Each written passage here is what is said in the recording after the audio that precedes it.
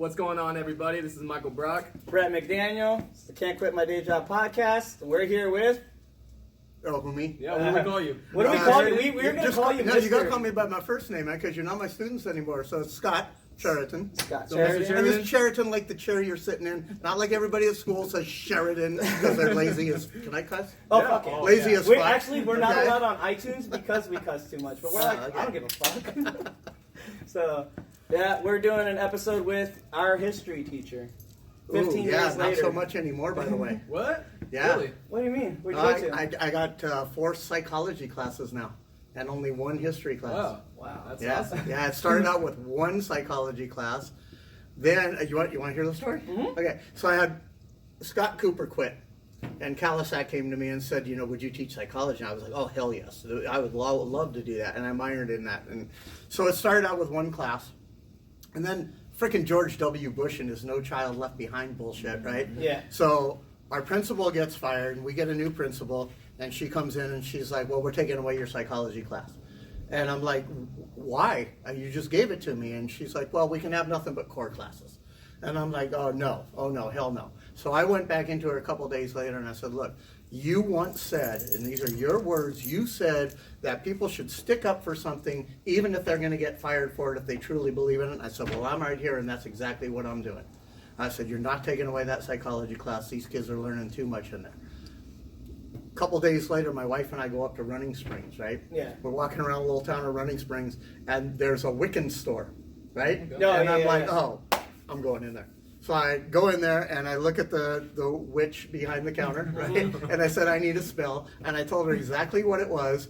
And man, I come home, and it took me like 2 hours, because you had to tie a little thing around this little tiny pebble, right? And it was a smooth. So it took me like 2 hours. I light the flame. I do the incantations. I do the whole bit, right? I go back on Monday. She calls me into her office, and she goes, we're going to let you keep the psychology class. And I go, witchcraft. You're such a fucking hippie, dude. So she calls me back in 2 days later, and she goes, I'm going to give you 2 psychology classes. There's too many people signing up for it. And I'm like, yeah. So I started out with 1, then it went to 2, then so many people signed up for it, it went to 3, and this year I took on PSA, Public Service Academy, and they wanted me to teach a psych class to them, so now I got 4 psych classes and only 1 history class, thank God, just PSA kids. What history? World history. World history. Same thing as 15 years ago. I'm teaching the same shit, by the Yeah. way. You showing my video to go make sure the students know what not to do? No, and speaking of what not to do, I started to tell you that you guys, that you were one of my favorite kids of all time. I'm not saying that to the bullshit the guy. He really is. No, he said it for years, so I believe it. And I said that was one of my favorite classes of all time as well. Because I came in and I leveled with you guys. So here's what happened. I don't know how much time we got, but we have as long as you All want. right. We've done 2 hours and 30 minutes. So whatever you want. I'm looking for a job, teaching job, and I know that you're supposed to do it online and stuff. But I'm going to I went to every high school from 29 Palms to Beaumont to Coachella and everywhere in between. Every middle school, every high school. I had my resume, I had all my stuff, and I'm trying to get meetings with principals, just to show them my shit and everything. Nobody wants to meet with me hardly. I go to DHS and I'm schmoozing Rosa. Remember Rosa at the front desk? And, and I'm looking at the trophy case and I'm like noticing all this stuff and I'm telling her all this stuff that I've noticed there. Anyway, long story short, I walked out of there. The principal met with me for like 5 minutes. It was Brian Murray at the time. Yeah. And I walked out and I didn't hear anything. And now it's getting like close to the time school starting. Remember how we always start on a Wednesday, right? Yeah. Very odd. So the Thursday before school started on Wednesday, I still didn't have a job. And I looked at my wife and I said, babe, we are just going to be broke. There's no way around it. I said, I got 10 grand saved, which isn't a lot. And we're going to have to live off of that. And I'm going to have to sub until something happens because I didn't get picked up. Yeah. So that Thursday, I took my son and my nephew to the beach. I figured, screw it. When all else goes bad, go to the beach, right? Yeah. So I go to the beach. About 4 o'clock that day, the phone rings. And it's my wife calling my nephew, and I'm like, "Why are you calling him?" And she's like, "You never answer your phone." So I pick up the phone, and she goes, "You have a job interview tomorrow morning, 10 o'clock." And I'm like, "Where?" She goes, "Desert Hot Springs High School." And I'm like, "Okay." She goes, "I got all your clothes laid out for you. God love her. She, she's been perfect for all these years. 32 years, by the way." Wow. And so I go in the next morning, and he spends an hour with me. And I'm walking out, and he goes, I'll tell you this right now, it's between you and one other person. So I walked out, didn't hear anything the rest of Friday. Of course, Saturday, Sunday goes by, I hear nothing. Monday goes by, I hear nothing. So the day before? It's that Monday before the Wednesday, and I hear nothing. And I just looked at my wife and said, I don't know what we're going to do, but she's like, don't worry, we'll figure it out, you know. And Tuesday morning, I get a call. Tuesday morning. Yeah. You have to be here at 9 o'clock tomorrow morning. You just got hired. Yeah. So I go in and I'm listening to all the stuff, you know, all the meetings and everything that we're doing. And they put me up in room 450. Remember up in 450? Yeah. I was the only one up there, remember? So they said, okay, you're going to be up in 450. They didn't even tell me what I was teaching or anything, nothing. I walk in, there's like 70 desks in there, no computer, no shelves, no nothing, you know. And I'm like, okay, I can get this together, right? And then they go, no, you have to be fingerprinted. I said, but I student taught at Palm Springs High School. I got fingerprinted there. They said, nope, you still have to be fingerprinted for here. So now it's like, I don't know, 3 o'clock. I got to run to Thousand Palms.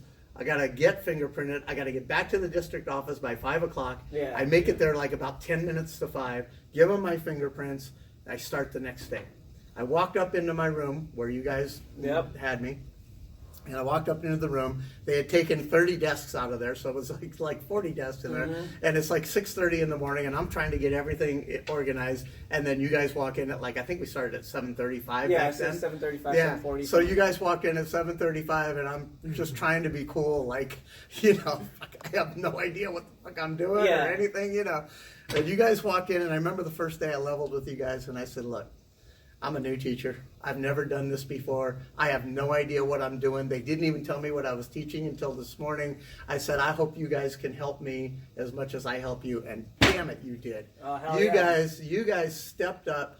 And the one person I always want to remember is Erica Munoz. Yeah. Erica stepped up, and she was she follows us, so yeah, I'll tag her. She was my right-hand girl, man. She just made me feel comfortable and at home. She didn't draw a dick and balls on the board. I don't know who would do such like a thing. somebody else did, you know. We did it to every teacher, so don't feel like you were a target. Oh, wait a minute! I thought I was special. No, we dick and balls. Every teacher got a dick and ball? Everybody. Not everyone knew, Wow. but you singled us out quick. Like you're just like you looked at Kate and I, and you're just like, these are going to be the guys that are going to fuck with me and test me. Absolutely. And we did, but we had a good time. We never went. We think a couple times we went overboard. We were like, boys, you might have stepped an inch over the line, but Yeah. not very much. Not very much. It was all playful, and you know, I liked it. I liked the humor of it all, and I liked because I was the class clown. Yeah. First of all, nobody can believe that I'm a fucking teacher. No, we didn't believe you were a teacher. I mean, the people I went to school with. Yeah. It was like, dude, you know what you were doing out in the parking lot every time at lunch, and you know, you were ditching class all the time, and you know, I mean, how are you a teacher? You barely scrape by with D's, and you know, if you were lucky to get a C minus, you know. Yeah. And I'm like, well, that's what made me the teacher that I am, because I can relate to those kids more than I can relate to the straight A kids. Yeah. You know, and give me the troubled kids, man. Oh yeah. That's what I want. I want the kids that are. You got troubled. to school for that. Yeah, I do. You got to school for that. I got to tell you, some of my TAs, Stephanie Ingram, Dina Vasquez, Rachel. Shit, now I'm spacing. Of course, I know your last name, Rachel. Canfield, and and I mean, some of the, I don't want to say the worst kids, but the ones that if you looked at them wrong, they were going to kick your ass. Yeah. You know? They came in as my TAs and did the most fantastic, unbelievable job that you could ever imagine. You know, so yeah, I've always wanted to have the kids that, you know, well, not the real great kids. Let's put it that way. You know. Well, I mean, Someone you can drop, the level. And that's where, like, because Michael and I have actually, we've talked about you for years. We literally, like, talk about you, but don't talk to you, which is crazy. Because, like, we still bullshit with when Jeremy and Michael got into that altercation in your classroom. Because you want to go and teach kids about the tyranny and all that shit. And you're like, Michael broke my car windows and all that shit, and Jeremy almost beat some kid up. And I remember that. Like we talk, and then I told him about my Russian Revolution skits and the video of us taking our shirts off and dancing and doing stupid. Yeah, shit. I remember when I it was part of the skit to kick you out. Yeah. And as soon as you got out, you realized the security was out there, and they're like, "This is just part of the thing." you know, and then Jeremy was like, well, fuck, man, if he's going, I'm going. And, you know, that was kind of fucked everything up. But, well, I know, you know. it was all bad No, because it's awesome. you blamed it. You said that, oh, this kid right here is the one that said that you broke my fucking window. And we didn't like that kid to begin with, so I was like, oh, I don't know if you knew that. But I didn't. I never knew that. No, I you never knew that knew kid's that. life. Yeah. Because as soon as I went out, I was like, okay. Okay. And then Jeremy thought the same thing. Jeremy's like, "Oh, fuck you." He's like, Yeah, he was gonna Wow, take yeah, my I business. didn't ever know So, that. But I mean, as soon as you guys No, got as soon as outside, you you came out, realized. you guys like, hey, you know. hey, hey. See, and this is the thing. You know what has fucked everything up? See this right here? Yep. See you people? Yep. You people have fucked everything up with this right here, okay? Thank you for watching. The thing, I mean, we used to be Seriously, able to do stuff like that. And I mean, it was so powerful. I remember one time I wanted to teach my first psychology class. I wanted to teach what adrenaline rushes were like, right? Yeah. So I had Signer come in. You know, Signer's on Oh, the, yeah, the cane and you know, on the everything. cane and everything. And he came in and he walked in and he yelled at me about something. And I yelled back at him. And we started to get into this altercation, and the kids were like, "What the hell is he doing, man? This guy's on a cane, and he can hardly walk." And I'm walking up and trying to get in, and the kids, the adrenaline rush that they got was amazing. Now, I can tell you what an adrenaline rush is, and you can read what it is, but when I give you one, Yeah. that's a whole It's a different different- story. yeah. Those were such powerful lessons that we were able to do. You should have seen the kids, by the way, when Oh, I Simon bet and I they were looked at them shitting and just went, themselves, too. just kidding. You know? But we can't do that anymore because with cell phones, you won't post the whole thing. No, You'll they'll just only get the post clip. yeah, and if somebody sees just that little clip, they're like, "This guy's a maniac. He's got to go." You know, That Well, gets like- around, it's yeah. messed up a lot And of even good if it was a teaching. joke, yeah, Yeah. that one little part could go, viral and then forget about it. Well, the whole cell phone thing kind of fucks everyone up too, because like when I was in your class, you had us do a thing where we were like, okay, draw a flag. You guys get into groups, draw a flag for Right. your guys' group, and I want you guys to claim territories on these. We still do sticky that. notes. Yeah, we still do it. But the shit that people were drawing was the most offensive shit, because we were just like, you know, we're Free range. expressing ourselves, and at that time, Are you sure it period- wasn't just you? Oh no, there was some more people, but you know, and there was some people that were drawing some shit, and like I drew like the Kool-Aid Man with the black power fist and like an American flag or something stupid, and you know, it was something funny because we were like, now it gets what's posted funnier?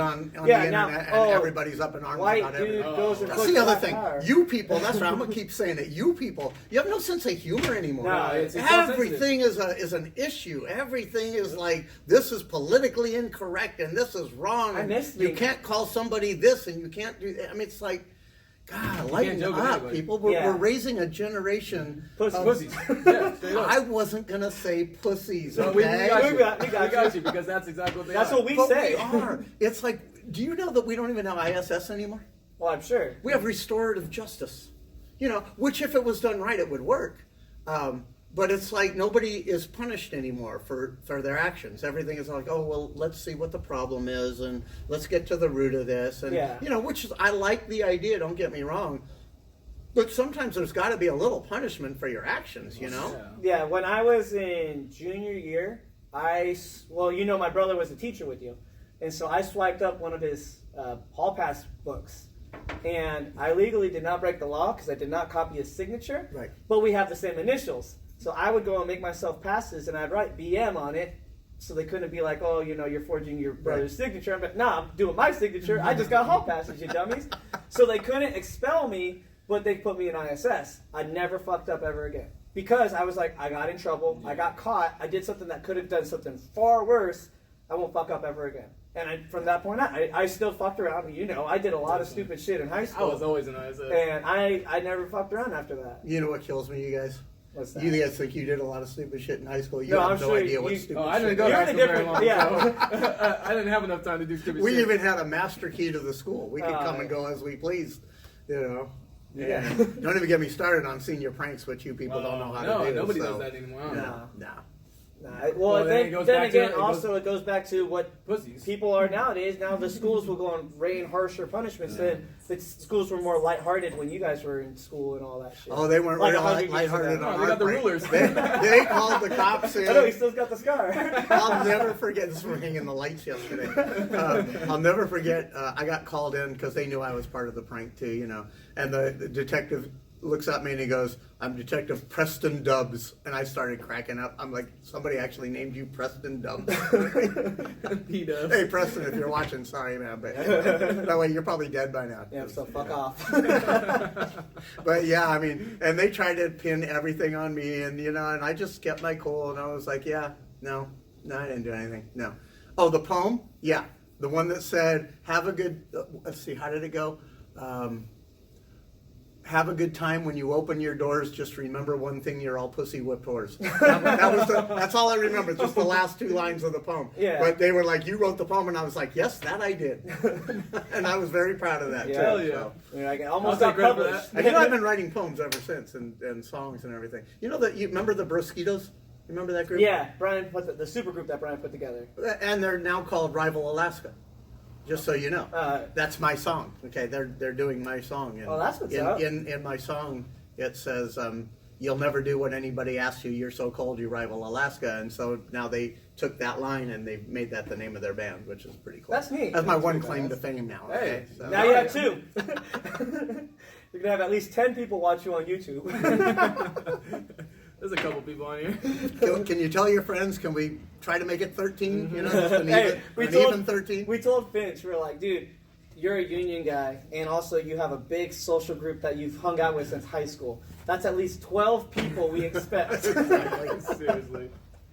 Hey, no, I'll put it. I have over 1,600 ex-students on Facebook. Well, I'm sure. I keep in touch with everybody all the time. And what we're doing right now, what I love is when they turn 21, they call me up, let's go have a drink. I always do that. Yeah. As soon as they're 21, I'm like, let's go have a Yeah. drink. Absolutely. Well, that's one thing I was like, fuck, dude, because we were talking about having you on an episode. And I was like, we got to have more than one episode with you. Like, because you're just a badass, and you're an older dude that's like lived a life and then became a teacher. And then now you have 15 years of being a teacher. This is another reason I hate these things. Yeah, because it's unprofessional. Actually, I just told Michael we were going to tell you to shut that shit off. And that's an important call, but... we'll take a quick commercial break. All the stuff in the garage, I mean, it's just like, a smidgen of what kids have written me over the years, over the last 15 years. And, I mean, so many... I gotta tell you, man, I've done a lot of shit in my life. And I've done some really great stuff. I mean, if I died tomorrow, which, don't take that as, gospel or anything. Yeah, don't take it as But if I died invitation. tomorrow, man, my life would be so complete. I mean, I've done things that nobody's ever done. I mean, I bartended for years in some of the biggest discos and rock and roll clubs, and I mean, what a ball that was. And then I roadied for all the big bands of the 80s and worked with like all the big rock stars of the 80s, and well, then I went on the radio, and I did that for like 6 or 7 years, and that was amazing. And then I was too early on that. Look, I'll do it again. Huh? And then I get married, which I'm glad I did, but then I go work for my dad in a tire shop, and own a tire shop for 18 years, which was the most miserable 18 years of my life. And all I wanted to do was step in front of a diesel truck or something and end it all. Yeah.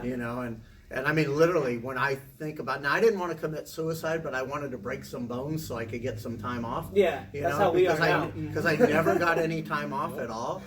And then I did this. And of all the things I've ever done, this is the most amazing thing I could ever imagine. I never imagined that this would be as amazing as it is. So, with that being said, let's go into like some detail. Yeah, because I mean, you've had a crazy 100 years on you. So we just like, it's been like, because that's the thing that makes you so goddamn interesting. Yeah. Is I knew a lot of your past. I knew that you did the whole roadie thing. I knew you were a radio host at a point in time, but you never really went into deep depth. Scott Chariton, by the way, on KPSI during the big earthquake in 1986. I saved a lot of your asses. Well, not you, because you're not watching. Maybe your parents or your grandparents. I don't know. Okay. But yeah, what area were you in? Like when you were on the radio, were you in LA? Were you like what? I started out. Get this. I started out on the most incredible station in the world. In the world. So I go to broadcasting school, and I graduate, and I get a job at KMET in Los Angeles, the premier rock and roll station in the entire world. I'm there for one day, and I get a letter from I'm sorry, I was also working part-time at KDES here in Palm Springs on the weekends, okay? So I get the job at KMET. One day after I get the job at KMET, I get a letter from Logan, Utah, of all places. Now, I don't know if you know where Logan is. Nope. It's not like the end of the You said world. It sounds very white. You said Utah, so say no more. Not like this. So, and I asked the guys at KMET, I'm like, should I take this job? And they're like, absolutely. If you want to get on the air in Los Angeles, you have to go and then work your way back. So I loaded up a U-Haul, and a week later, I was in Logan, Utah, in 18 degrees below zero, in a 1964 Mustang that had no heat. Of course. And 18 below zero and all that snow. And that was my first real radio job. That's crazy. Yeah. And then I had to leave Logan, Utah after about a year and a half. And I won't go into the reasons why. But a pirate took over the station. It's called Airheads. It's a movie. Yeah, let's just say that's what happened. Not too many extracurricular activities. And, anyway, I knew that word was going to start getting around. You've been with him? You've been with him? Oh, I've been with him too. Oh, yeah. You've been with him? You've been with him? I've been with him too. Oh, you're about to be on a Maury Povich Yeah, show. so I knew before that started to happen, I needed to get the hell out of there. I'm still wondering any day if somebody's going to knock on the door and go, "Hi, I'm your kid." Are you my daddy? Yeah, exactly. So I left curly Logan. I went to KKBZ in Ventura, and from KKBZ I was on also on KTYD in Santa Barbara. That was crazy. I was only working 3 days a week, Friday, Saturday, Sunday, but I was working like almost 40 hours because I was doing both stations. So I was rolling soft and easy on KKBZ, and then I was jetting to Santa Barbara and getting there from 7 to midnight. Where I was using my own name, only I made it Scott Chariton instead of Chariton. Yeah. And so at one point I was doing the soft and easy stuff, and then all of a sudden I had to switch to this rock and roll stuff, And so you're probably like on the way to work, you're like lighting incense and chilling, and then when you're heading to the next job, you got the Jack Daniels. That's funny that you would say that. That's funny you would say that because the rule. I hope I don't get in trouble. The rule at KTYD. You walked in and there was a pipe, a lighter, and an ashtray. And you had to get high before you went on the air because that's what they wanted. They wanted that sound, of everybody kind of sounding the same. Yeah. So, and I followed the program director, so I knew I was cool if I got high, Yeah. And so I was doing that for a long time. And then KPSI opened up. They weren't a live station, and they were about to go live. So they called me up and they asked if I wanted to come down, and I said yeah. And they promised me the 7 to midnight shift. And then when I got here, everything went topsy-turvy, and I got the midnight to 6 shift instead, which was not the deal. Yeah. Well, you'd be surprised. There's a lot of people listening from midnight to 6, especially the people that are getting out of the bars at 2 o'clock in the morning, 2 o'clock, people that are working the all-night shifts. I mean, we got nonstop calls all night long from midnight to 6 all the time. So that's what's up. there's a lot of people listening. And then the earthquake came in 1986, the huge earthquake. You guys born yet? No. Wow. Holy shit. Nope. You guys are just puppy dogs, aren't you? My brother might have been. So anyway, I'm the only one on the air. We're the only station in the entire Coachella Valley that has a backup generator. Yeah. And I'm on the air and I'm trying to cool everybody down because these aftershocks are coming in like one after another. Now, when the earthquake hit, it wasn't like a rumble, rumble, rumble, roll kind of thing. It was boom.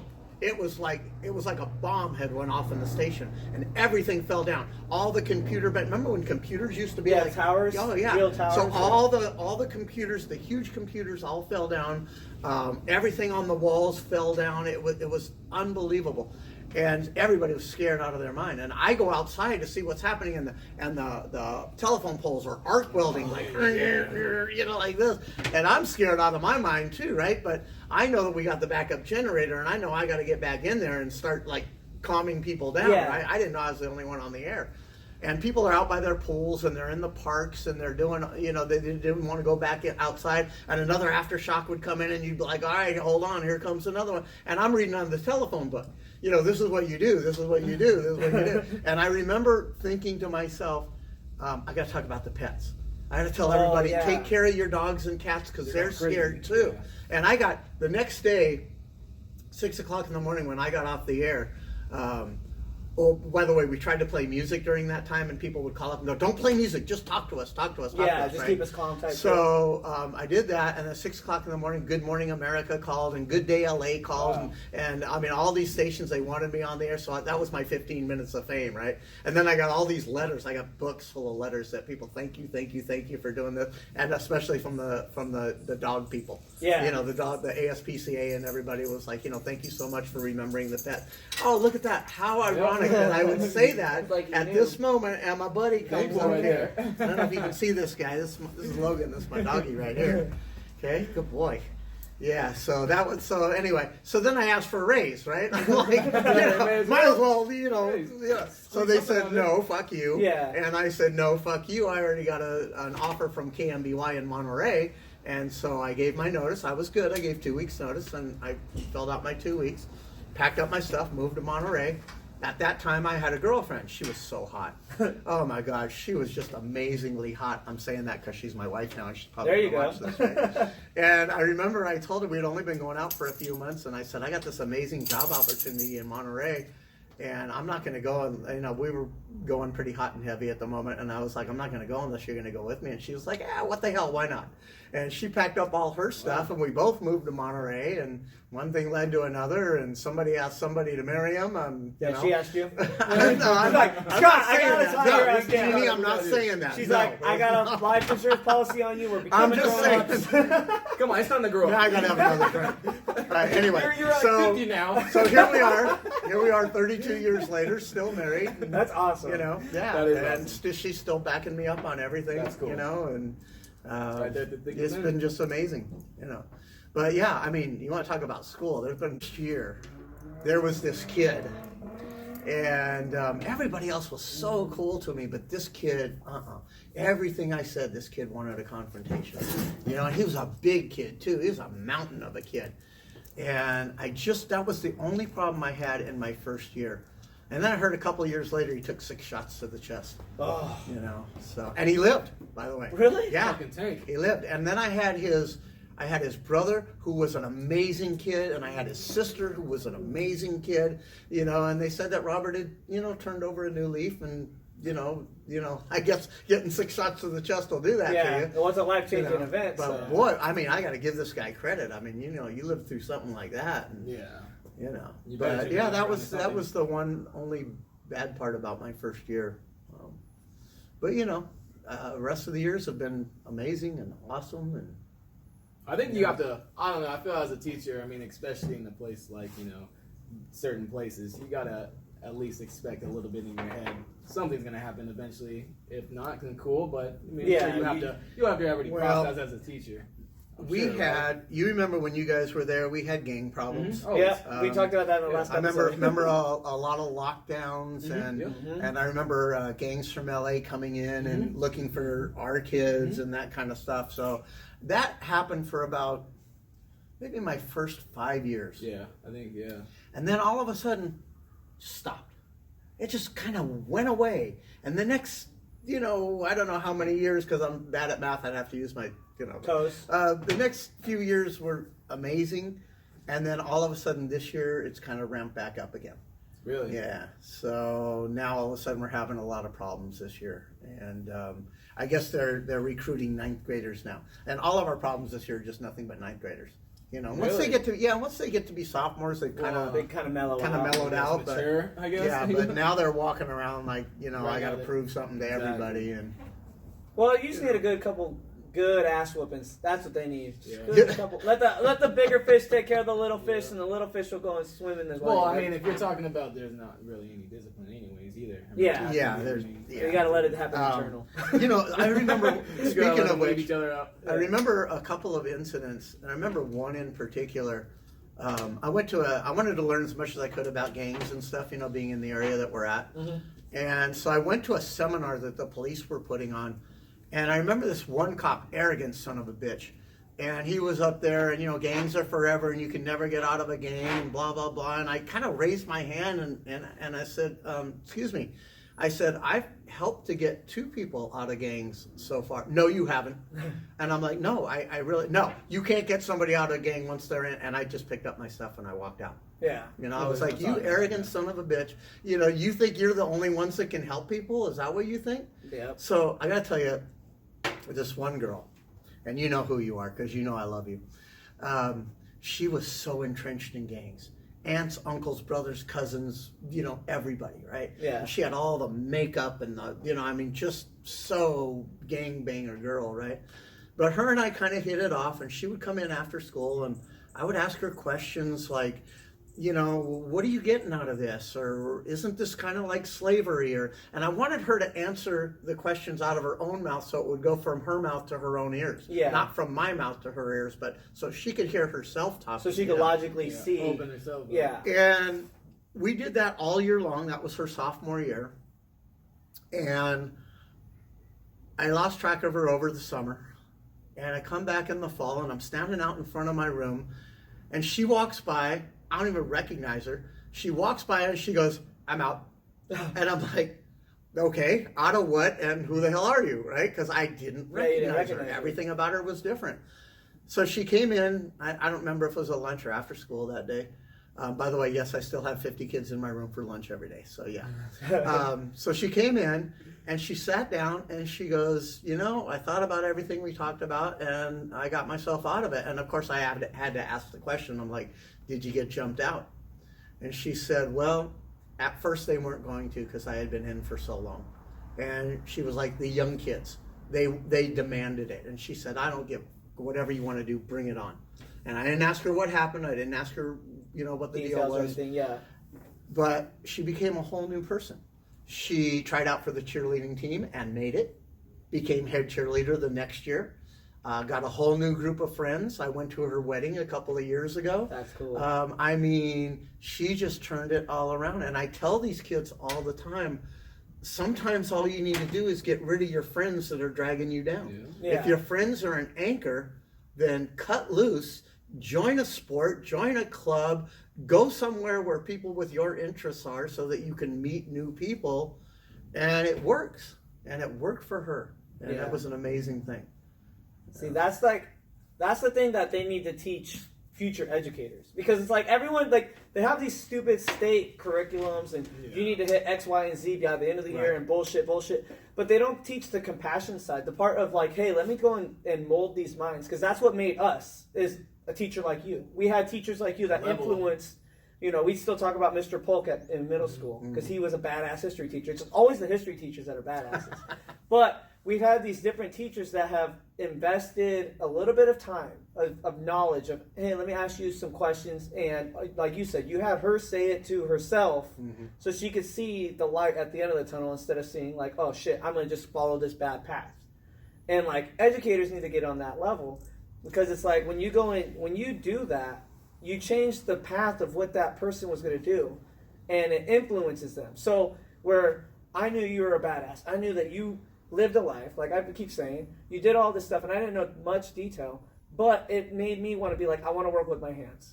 You know, I know a lot of my teachers were kind of not really let down, but they were like, you're a bright kid, you could go far in education, you could do whatever you want, and you go to college and do this. And like, I've had teachers that were like pissed at me when they found out like I dropped out of college, because I was like, it's not my shit, dude. I don't like school. I'm an awesome student, but I hate school. Think about what the world would be like if everybody was like highly educated. Yeah. Where would our gardeners, our landscapers, where would our plumbers, our electricians, That's where would it, our trades? You know, I mean, all these trades that we used to teach. Back when I was in school, we had drafting, we had wood shop, we had metal shop, we had electric shop, we had auto shop, we had all these things that taught trades. Now all of a sudden it went to college. Well, I'm sorry, we need these other people. We need air conditioning people. We need roofers. We truckers. need, you know, us. How'd you get your product? How'd you get this? Right. You're welcome. Us sons of bitches out there grinding and putting it out there. But, and then, exactly. And then you're falling in debt, you know, at the fucking shit they want you to do too. Right. I mean, I think a lot of kids too would enjoy coming to school knowing that, hey, you know what, I got workshop, or I'm learning about this today. Exactly. Cool. You know, not just sitting in a classroom and getting told, no, you're gonna go to college. You better go to college. Well, then also you go to these when you do talk about the trades, you go to like the young bucks that are starting out in the trades. some of them get fucked over. Because, like, we talk about it a lot where, like, a Swift driver, you know, the Swift trucks that you see on the freeway, notorious for being dumbasses. Because there are these guys that go to these turn and burn schools, they get their driver's license, they get in a truck and drive. Yep. They don't get taught the education part of being a driver. We work for a company that is like, we're going to educate you guys on the safety regulations, what you need to abide by, the federal and state laws, what like way to get in and out of these situations, because you could go to the same account every single time and it'll be different every single time. So we have to adjust, like as professional truck drivers, we have to adjust on our end, but it's like all that shit that we've accumulated in our years of from back when I was a freshman, because middle school was bullshit to me. It was just a waste of my time.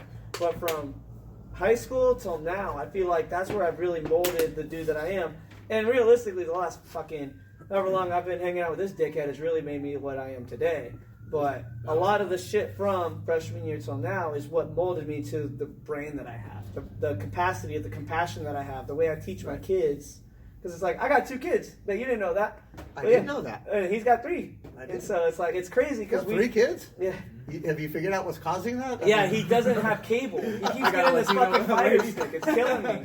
That's what's causing it. Dude, every time I call him, he's like, baby's crying and shit. I'm like, bro, feed the kid. Wait, how old are these kids? 2 9-year-olds and 17 months today. Actually, in a couple. Okay, so 2 9-year-olds. So you're gonna have, if they do decide to go to college, you're gonna have 2 in college at the same time. Right. Yeah. One of them's Good luck not for with that. sure. Well, I don't mind because trades is where it's at. Yeah. I don't even mind. Yeah, my daughter, she wants to be a firefighter, so I'm like, fucking, you want to be a firefighter? And she said it for as long as she's been able to talk. Wow. She's been saying she wants to be a firefighter, and I will do whatever it takes to put her in that. If she wants to go to college and get a degree in fire safety and all that, and then do it, whatever she wants, she's getting it. She's my princess. My son, You got to put her in that PSA. You got the Public Service Academy, she's because gonna do it all. that's all for police officers, firefighters, EMTs, nurses. That's what that academy is for. Well, that's It's my first year with that academy, and I'm loving it. Well, I'm gonna, like I said, I got a long ways away till that happens. But when it does, like I said, I'm gonna do anything to make that happen. But my son is giving me the cheaper way out because he wants to be a working man, like a contractor or construction. So I'm like, hell yeah, pick which trade. We're gonna focus on it. You're gonna be an expert at it, and then you're gonna learn the other trades as much as you can without being an expert, and fucking do what you got to do to make a paycheck. Yeah. Dial it in. Learn everything. Yeah, Jack of all because it's like that's what the company I work for. I was a merchandiser. I was a salesman. Now I'm a driver. This guy was a merchandiser. Went to driver because he didn't want to do sales. But between the two of us, we got 11 years of experience, and we both could we could run that company, like not run it officially, but we could run any department and get it done because we just learn. We just knowledge. Yeah. I mean, knowledge is for sure. I wish you guys would have had me when I was teaching psychology, though, because you learn about King Louis and Marie Antoinette and all that. I mean, what good is that going to do you in your life? Dude, what are you talking about? That's like my favorite. But right. I got to go to Paris a couple years ago, and I got to stand right there in front of Right their where the bed beheading and was and everything. everything? Yeah, it was pretty cool. But the psychology class teaches you how to live. I mean, we start out, we go over all the famous psychologists and what they're famous for and everything, and then we move into parenting, and we do child raising, and we do altered states of consciousness, like everything from dreams and nightmares to what every drug does to your body and what every drug does to your brain. We spend probably 4 or 5 weeks on the brain itself, so everybody knows exactly what part of the brain is doing what. We do, of course, we do the sociopaths, and the psychopaths and all of that kind of stuff. And your brother would be one. But I'm not going to say that on camera, okay? I'll text him. Maybe he's mellowed out by now. I don't know. No, actually, you'd be proud of him. You honestly would be proud I of him. ran into him in Walmart a couple weeks ago. I'm sure he was talking about how he's a millionaire and all that Yeah. shit. He's a dickhead. But Compulsive liar might be on that. Yeah. no, the point is we teach everyday life kind of stuff. We do perception. My favorite unit is coming up right after the break on perception. We do motivation. We do emotion. We do depression. We do suicide. We do death and dying. We do, but the perception one is the best one. When they walked in the first day of school, I had all of these, like these things, like 6s, right? Mm-hmm. And they were all on the floor, and I was like, everybody pick one of the very first, and they didn't know me from nothing, right? Yeah. But everybody, I pick one up, and then the first question I asked them is, how many of you have a 6? And of course, half of them raise their hand. I'm like, how many of you have a 9? And half of them raise their hand. And I'm like, is anybody right? Is anybody wrong? Yeah. I mean, you have to see things from other people's perspective. You can't just look at things from your own perspective and think that's the way it is. Step back before you take that first swing at somebody, or before you start arguing with somebody, and say, I wonder how the other person sees it, because they may see a 6 where you see a 9. Nobody's right, nobody's wrong. And you need to step back and check that out before you start doing something before you weird. Start going and causing a reaction. So we do all kinds of stuff in psychology class. It's the most amazing class ever, and that's why I think it's gone from 1 to 4 now. Because you may not use algebra if you're not going to be a mathematician or an architect or something like that, and you may not use science unless you want to do something weird in the science field. Yeah. But you're going to use psychology every day. Like all the time. Yeah. Talk about gaslighting, how people can gaslight you, making you think that you're crazy when you're really not. Oh, yeah. I mean, we just talk about so much stuff in there that we talk about how to get a job and what to wear and what colors you should wear. And I mean, just everything in the world is involved in this class, and it's become just the most amazing class. I wish you guys would have been there. I think it'd be fucking fun to have you in that. Yeah. Oh yeah, the I'm sure history you'd class make it was fun. one thing, but this is a whole different ballgame. Yeah. Yeah, I could see that being. Yeah, Yeah. this is your an- twist on it. Yeah, Yeah. it was amazing. Well, when I did, because I went to College of the Desert and I took critical thinking, but I took critical thinking with Jeremy, and I took it with my mom, because my mom actually got laid off when I graduated high school, and so she begged me to go to college, and I was like, fuck that. I'm gonna be a manager at Vaughn's. That didn't work. So in January, I told. And you were in that little gas station for I was quite a while. forever, dude. But hey, I was loyal. I came by to you visit you. always a came lot. by to I see, did, show I me the did. car. Yeah. But my mom begged me to go to college, and I was like, look, I'll go to college if you go to college. I'll make it fair. I'll go if you go. And so she was like, okay, I'll go back and get my nursing and do the nursing program. Nice. And now she's an RN working at Desert Regional. And I was like, okay, well, I'll go and I'll take courses. And then Jeremy jumped in with us. And so they put us in critical thinking together. Like, we all were like, oh, we'll take a couple classes. Now, you know how smart Jeremy is. He's very bright, but he's an asshole at the same time. So he will do exactly what that, you said. not me. It's all good. All right, he knows said it. that. He knows it. He's proud of it. I don't stand behind But like, you could imagine that teacher had like the craziest year of his life. It would almost be like your first year, where you have these 2 kids that are coming in ready to go and fucking debate you. And I was the logic side, and Jeremy was my con. And so him and I would either be on the same side, but still flip it, or we would go and debate each other and flip the class. Like, we were just going back and forth just to fuck with the class. But because of that, like, I loved it because it made me think of different situations of how do I get out of it. And so my reflexes, if power goes off, what do I go to check first? Right. Like, where normal people would be like, I gotta call my mom. Like, nowadays, like, fucking kids don't know what to do. I automatically think, like, okay, do this, this, and this. And, like, there would be situations with my kids where my wife will call me and be like, what do we do? And I'm more of a reaction person. She'll call me and I'll be like, bam, I'll have an instant answer. We do that on the weekends. Michael and I work out in Thermal doing property management, we'll call it that, but we're ranchers. We go out there and we come up with these. We've been doing it for 10 years. We were just talking about that yesterday. Wow. We've been doing it for 10 years, going out there, and we're fixing the shit that we fucked up 10 years ago because we didn't have the knowledge we have now. And so now when we re-look at everything, we're like, oh, this is why we fucked this up. And now we're going through and we're fixing some of the things that we messed up on. But it's like, because we're using that brain power of 10 critical years thinking. earlier. I mean, Yeah. shit. We have, and I wasn't doing it back in your day, but every day before class we have a warm-up. And the warm-ups are deep. The warm-ups are and the kids don't realize how much I'm really learning about them as we go because of these warm-ups, I think Friday's warm-up was, do you believe in fate? In other words, do you believe everything is pre-planned for you and that there's nothing you can do about it? Or do you believe you make your own fate and they have to, write out yes or no and explain exactly why they believe in this stuff? But we've had some really deep stuff.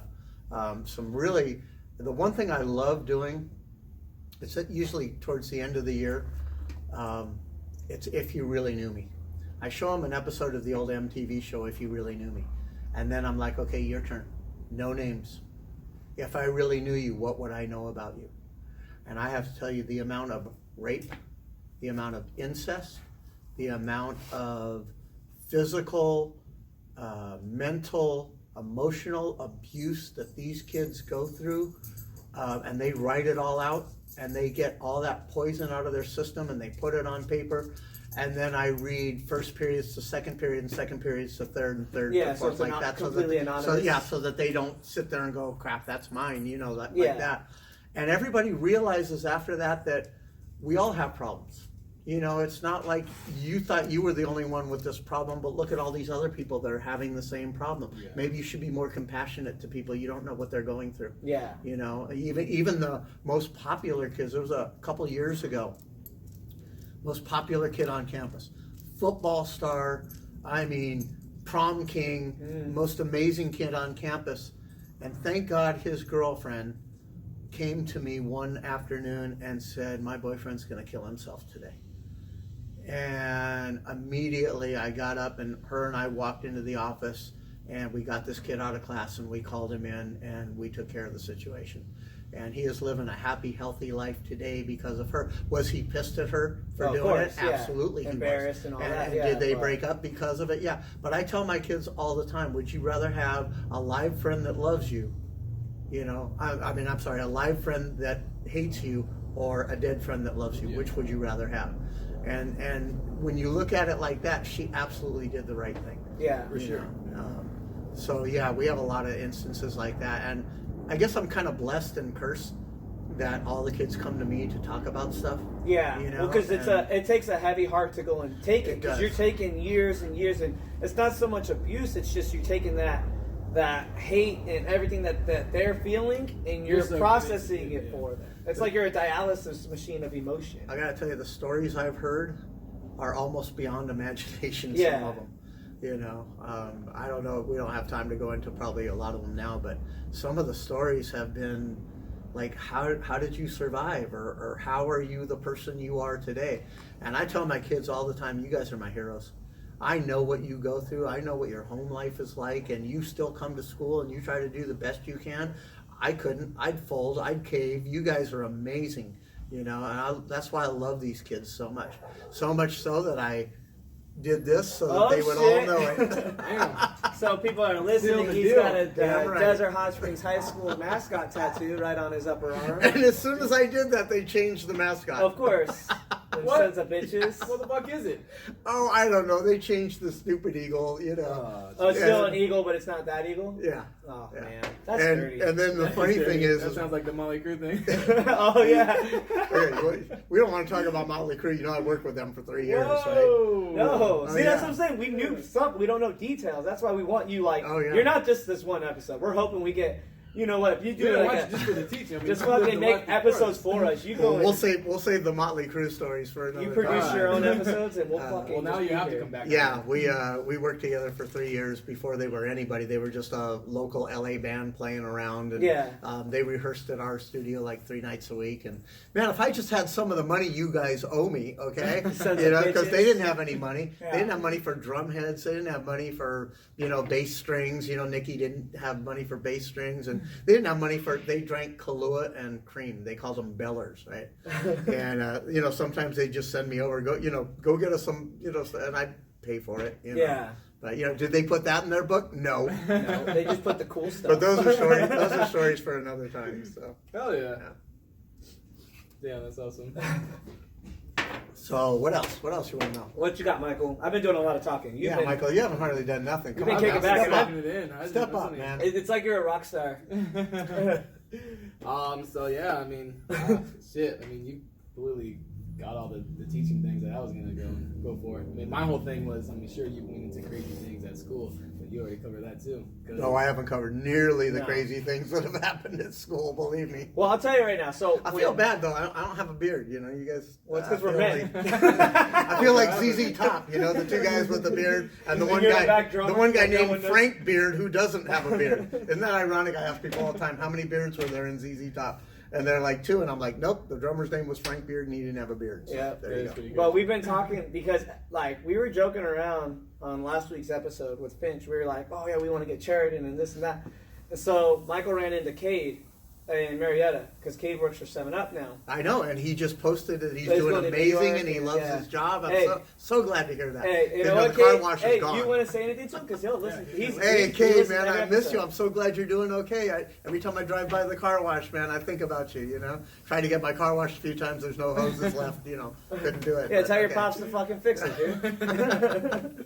Yeah, I'm glad you're doing good, man. I miss you. So, yeah, he actually Are listens. you still drawing dicks on people's boards, by the way? He does it in their back room. They're on the 7-Up rack. Yeah. But I was texting back and forth with him about coming on because Michael ran into him and he said how he was listening to the episode. And so I didn't know he was as deep as he was. He's like, I've listened to every episode. I'm like, Wow. what the fuck? Like, and we have quite a bit. We got like maybe 10, 15 episodes. We've been doing it for a while now. We're How did I not know about this? You know, I don't know. And We don't. How Well, did your brother you not know tell what? me? We I don't. run into Brian quite often. Brian doesn't talk about it because he doesn't really think about anyone else but himself, kind of. Oh, come on. Not to be a dick, but I mean, he doesn't even watch us, so I don't give a fuck. And You ain't gonna hear it. yeah, and, I love you, Brian. And Yeah, so you gotta be a suck up. yeah, but I mean, he doesn't really like. If he's gonna talk about me, he's gonna say he's doing good, he's doing his fucking working, taking care of his kids. He doesn't really talk about this. And Come here. Want to get on camera? Come here. get your Oh fucking. my God, he's so It's big. too big. Get a cameo up in here. Yeah. It's my dog, by the way. So, but Logan Utah. There he is. There he is. Is that why you named him? Oh God. Okay. So, story about the dog. Okay. So this is twice that this has happened now, where there's been. I'm not a religious person, but there's been divine intervention twice with my dogs. Okay.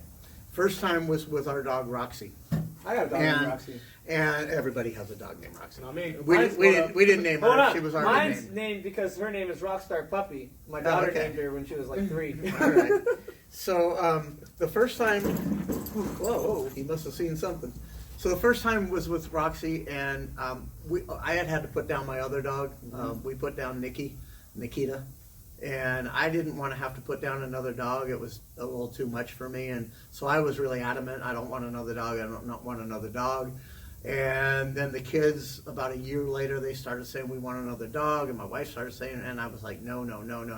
You weren't the one that had to put her down. And, and so they were like adamant. We want another dog and we know exactly what we want. We want a golden retriever.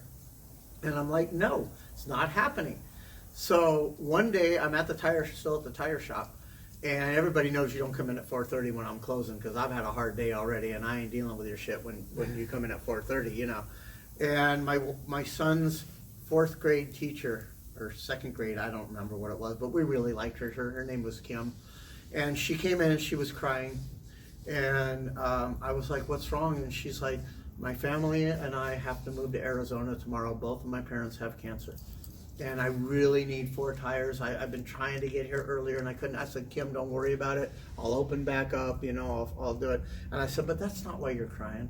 And she goes, no, I'm crying because the people that said they would take my dog won't take my dog now, and I don't know what to do with her. And I said, what kind of dog?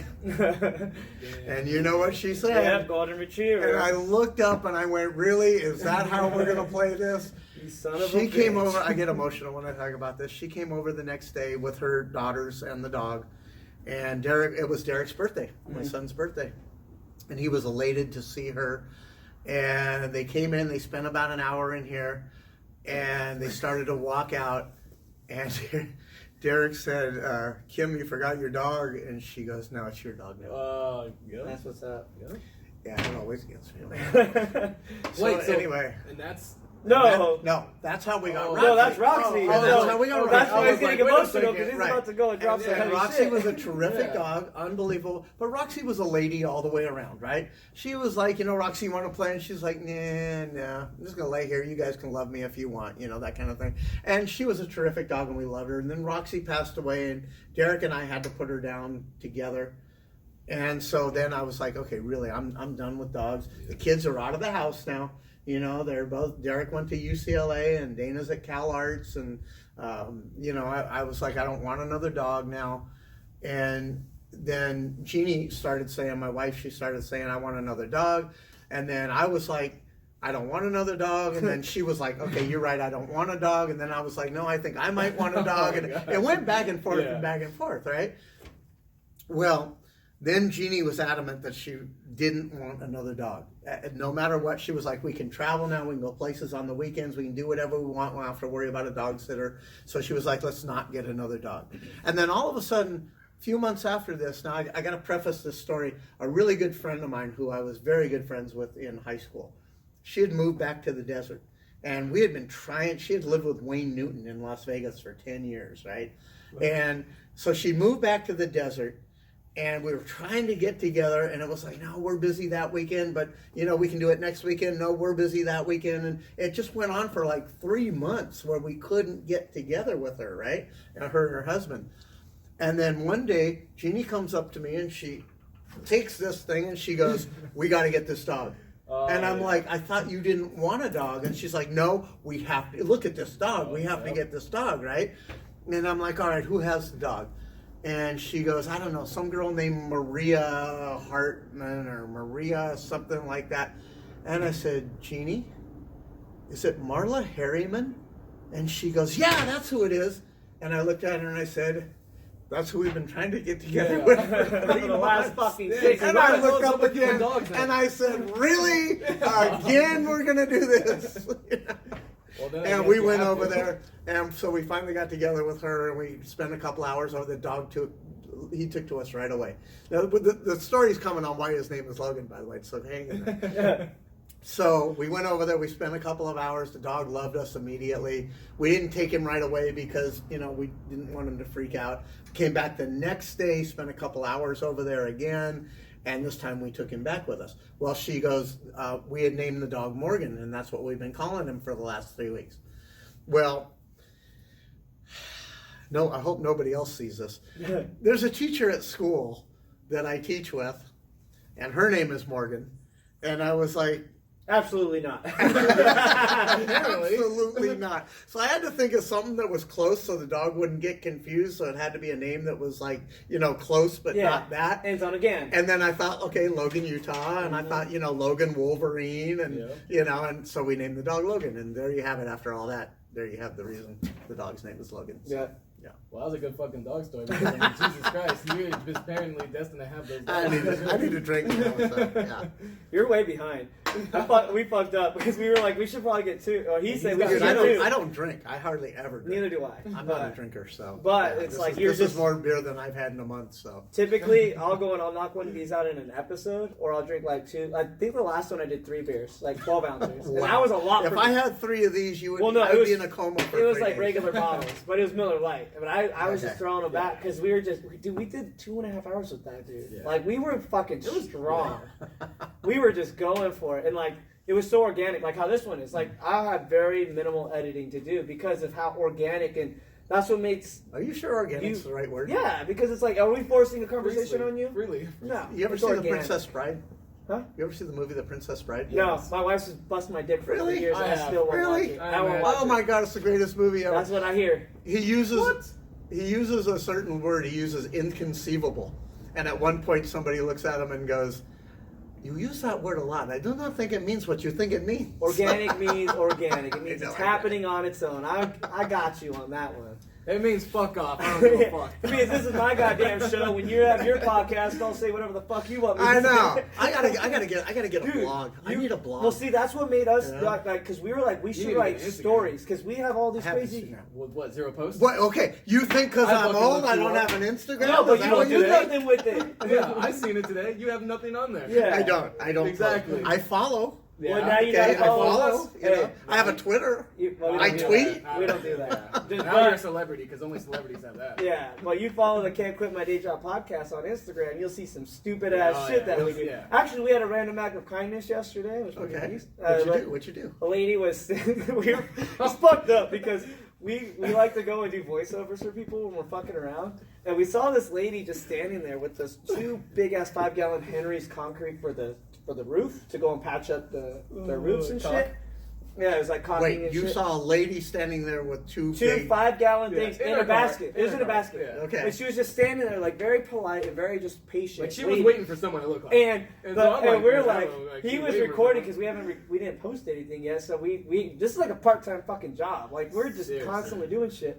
And we were voiceovering for her. I was like, hey, wait, you gonna come help me or some shit like that. And then Michael's like, man, go fucking help her. So I just Yeah, like, don't all fucking right. make money. So I pull up, I go, hey, you need some help? And she's like, yeah, I'm waiting for someone. So I got out the truck and I fucking threw it in her trunk for her, walked away. Okay, see you And later. we just fucking joked about it the whole time. But like, it was a random act of kindness. Cause It was. And And the and question we has know to that. come to mind, what if you didn't come by? Yeah, How long would she have stood there with Yeah. that Pay it contract? forward, Yeah, guys. it's paying it forward. But at the same time, it did come for a price because we did talk a lot of shit and got a good laugh and made a post about it. Yep, so we there you just go. did It the went all the way trifecta. around. Now, if everybody could go out and do that, you know, the pay it Exactly. forward thing. Yep. You ever see that movie, Pay Yep, It Forward? I love that Yeah. fucking movie. I hated love that movie. No way, I fucking Hated love that that movie. movie. Kevin Spacey. Okay, there is no reason that kid had to die at the end. Well, That was just fucked up. But that's what gets They you in the didn't- feels. Same thing with the Bridge to Terabithia thing. You know, remember where the girl has to die at the end, Never and then seen the girl with I the don't know bee that. stings at the end, and Well, she has to are die. these Stop things- making movies where kids die at the Well, end. then, because that's how they get you. They Did, get you you. get, did you get all fucked up? Yeah. Exactly. I don't want to walk out of a movie all fucked up. I want to walk out of a movie like, How Did you tell yeah. someone about it? You know? I'm sure you told someone about it. That's how word. I guess word of I'm mouth. still talking about Yeah, it. word of Yeah. mouth. Look at that's still getting royalties. Not me. That's a great movie. But no, actually, what actually kind of sparked up this whole like me wanting to do random acts. Like I was spontaneous. I'll give Michael full credit for that because he It's in the said it. video footage. You And got I to. was like, yeah. And I was like, you know what, he's right. But my grandpa actually passed away a couple weeks ago. And I was at his celebration of life last week. And he was very heavily in Rotary, like 60 years in the Rotary, like a long time. And a lot of these like old men in Rotary were there, and 3 of them spoke. And one of them was talking about how he always paid it forward, did random acts of kindness. And one guy was like, do right by Milt, and you don't have to go and be sad, but if you go and do one random act of kindness a day, a week, a month, whatever it takes, that'll go and keep his memory alive. That'll make you feel better. And it's like that hit me in the feels because I was like, man, that's true. Because he did. Like I had a fucked up growing up. You wouldn't know it, but I had a fucked up life. It was very fucked up. But I didn't let that define me. I was like, I'm gonna fucking be the best person I could be because of the fucked up shit that's happened. Mm-hmm. And so when I hear about this, my grandpa was almost 85 years old when he passed, and cancer got him. And it was one of those things where it's like, man, without that dude, and this is my stepdad's dad, so it's like it's not even like my Right. blood, but this man has been with me for 20 years and instilled a lot of his traits. And I was like, man, that guy was fucking right. Like, if I just do something nice, it's going to make me a better person. It's going to make me feel good. And it's going to be something that I can talk shit on later. And, like, even though it's a good thing, I can still make a joke about it because we're assholes and that's what we do. Exactly. We're just going to turn it around anyways. Yeah, it's one of those cool things. I've gotten to the point because I have this sign in my room, and the 4th part of the sign says, if you can get to this level, and I think about this all the time, if you can get to the level where you can do things because they're just supposed to be done and not want the credit for it. Yeah. And just as long as it gets done, it doesn't matter who takes the credit for it as long as it gets done, So like I was, I announce everything. I announce the football games, I announce the baseball, volleyball all games, that. the basketball games, every senior nights, everything. And they came up to me at the last basketball game and said, one of these days you have to tell people who you are. And I said, no, it's not why I do it. And they said, you're too modest. And I said, that's not the reason either. I'm not here to get credit for the shit I do. I'm here to make sure the shit gets done. And these kids, before I got to the school, never had anybody announce them before. No. And if it's good for the kids, that's all I care about. Nobody needs to know who I am. And so yeah, if you can do those acts and do it and not want the credit for it, who's calling me now? These sons of bitches. Steve again. Goddamn, Steve. I'm gonna have to. You said he lives close, right? I'll be right back. Is that your boyfriend? I have to get a hold of him. Actually, I will be right back. Yeah. Well, also, By the way, my Steve, my buddy, I would normally answer the phone for him anytime, but Man, Yeah, you already you're did. one This of is us, the man. second Nah, time. that's it. Yeah, this, I got send, you. Send in the voicemail. Yeah. But again, going back to my job, it's the most rewarding thing in the freaking world. Just to be able to be there and be able to help a little bit. That's what really goes in and makes us respect you. It's not because it's not your job, it's your lifestyle. It's what you choose to do. You've done so many different things. You choose to still be at a shitty school because let's be real. That's school. Okay, That's no, school. I'm not ever. I'm not gonna go. no, I'm not gonna say no, that it's shitty, no. but there is some shitty shit there. Like it sucks. Okay. But you make it what you make of it, right? But yeah, I can't look at it like that. I don't want people to look at us like that. Look at the news; they give us no Well, I know, credit and that's the whatsoever. fucking That's true. They give Well, us this guy's all nothing. snotty because he You know? moved away. So don't No, even fuck listen to this that. I guy. still graduated there. You Fuck didn't. off though. You moved away. Even though we were sitting in my backyard in Cathedral City, DHS is my town. Thank you. And that's how I feel. and, I always fucking. Yeah, You but know. I mean, it's the environment because there are good people there. It is, Yeah, but there's bad it's people what you, it's everywhere. what Yeah. made you though. You know, It's what I mean, I makes you. talked to some other people. I was at by Stricky's house. Remember by Stricky's? Yeah, I love that guy. Duh. I have So- him. Hey man, when you Hey, you want to try getting him? Oh, wait. My Totally got Stricky the does wrong You got the ball Yeah. screen. not only do we have brunch over at his house like once a month. Mm-hmm. He's got this thing where we have brunch once a month, and all the teachers from everywhere come, Rancho Mirage, Palm Springs, everywhere, right? And they all talk about the problems that they have. It's not like Let's go. You're on a podcast. you're on a Steve? podcast right now, by the way. Yeah, Steve. Hey, you're good. If you want to join in, I don't give a fuck. Just have So something my good to friend, say. my friend Steve that I told you guys about earlier. You know, the guy you that- sent the voicemail. so Yeah. amazing, right? He just said a bunch of bad stuff. So anyway, what was I talking about? You're talking about brunch at my Stricky's. Oh yeah. With the So there's bees. teachers from all over the place there, right? And they're all they're all saying, well, we have all our problems too. It's not like DHS just has all the problems. And I'm Well, like, then why do we get the credit for having all the Yep. problems and you guys don't? Well, They let me need go a and palm. let me They need a retract what I palm. said and define it in a different way. Okay, so you have, because of how you are now as a male adult with you just have your wife, you don't have to worry about kids and all that. You could go anywhere in the world. You could go anywhere in the state and say, you know what, I want to teach at this school, this school, this school. But you went to Desert Hot Springs, you started at Desert Hot Springs, and you still stay at Desert Hot Springs, knowing that there was a hard 5 first years, like you said. And then later down the line, like right now, it's starting to go That was rough only up. a hard first year.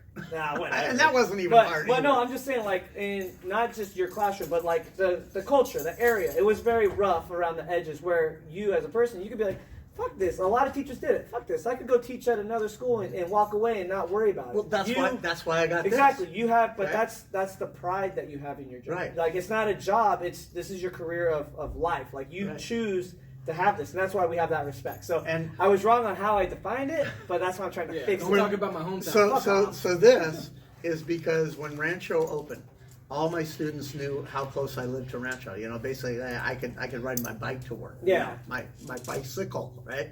Logan, your tail is right in the podcast.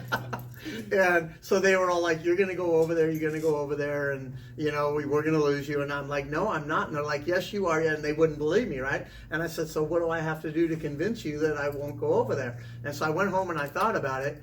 And then I went and I did this, That's what's and I good. hid it for about a week until it Healed up and healed everything. up, and then I said, "Do you still think I'm going to go over there now?" Oh, yeah. Like that, And that's and some so good they were work, like, so- "Wow, okay."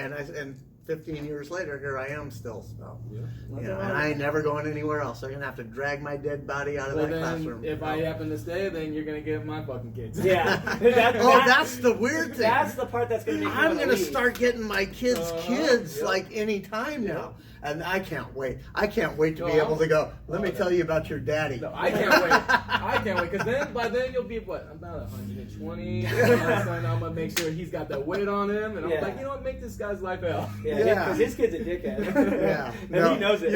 When kids come to me and they go, my mom and dad are really getting on me about my grades, I'm gonna be like, let me tell you about your mom and dad. There you go, yep. Let me tell you what they were like. Yeah, let me show you a video of this kid. He's dancing with no shirt on. Some Russian skit. Yeah. Dude, that was no joke. We knocked out so many projects that weekend. funny. That was so much fun when we did it. That was But cool. think about it. I mean, you guys are 30 something, right? I'll be 30 in December, 30? in a couple weeks. Okay, and you guys were sophomores when I had you, so yeah, some of the kids I had for study skills that were seniors, Well, they're there like should be one, 32. So yeah, if There they should had be kids one, yeah. right away, I'm Yeah. gonna start getting their, Yeah, you're their kids. within the next 5 years, you Yeah. should be starting to see them roll out. And I got 8 good years left in me, so There you go. That's a positive I'm going outlook. anywhere. You guys know I had triple bypass a while back, right? Nope. That was You didn't know that? No. Oh wow. See, like I said, we've loved you, we respected you, we've talked about you. I haven't talked to you. I have no clue. Yeah, fuck you for that too, by the way. Hey, I knew you had kids. He was like, wait, he has a son and a daughter? I was like, yeah. He was like, ah, You know, shit. my son just made like front page LA Times. No way. Oh yeah. That's awesome. Yeah, well, you know, mass murder. You know, Oh, no, well, that's not true. not It bad. was the calendar section. You know, he's an actor.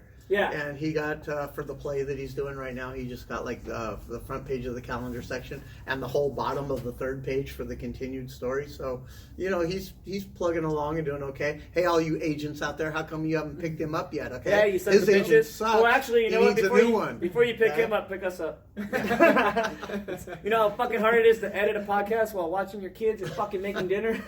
But yeah, that'll be kind of cool. Starting to get my kids pretty Yeah. soon. You know? I don't know. Maybe it'll be cool. Well, Yeah. We'll see. Time will Yeah. tell. We'll see. because what is it? Is it the 2 times or 10 times worse than the parents? So just saying, Yeah. you got some fucking bad kids. You're gonna have some worse kids. There are no bad kids. There's only Here kids we who go. do bad Yeah, things. Here we go. Okay? Oh, sorry, you're a teacher. Yeah.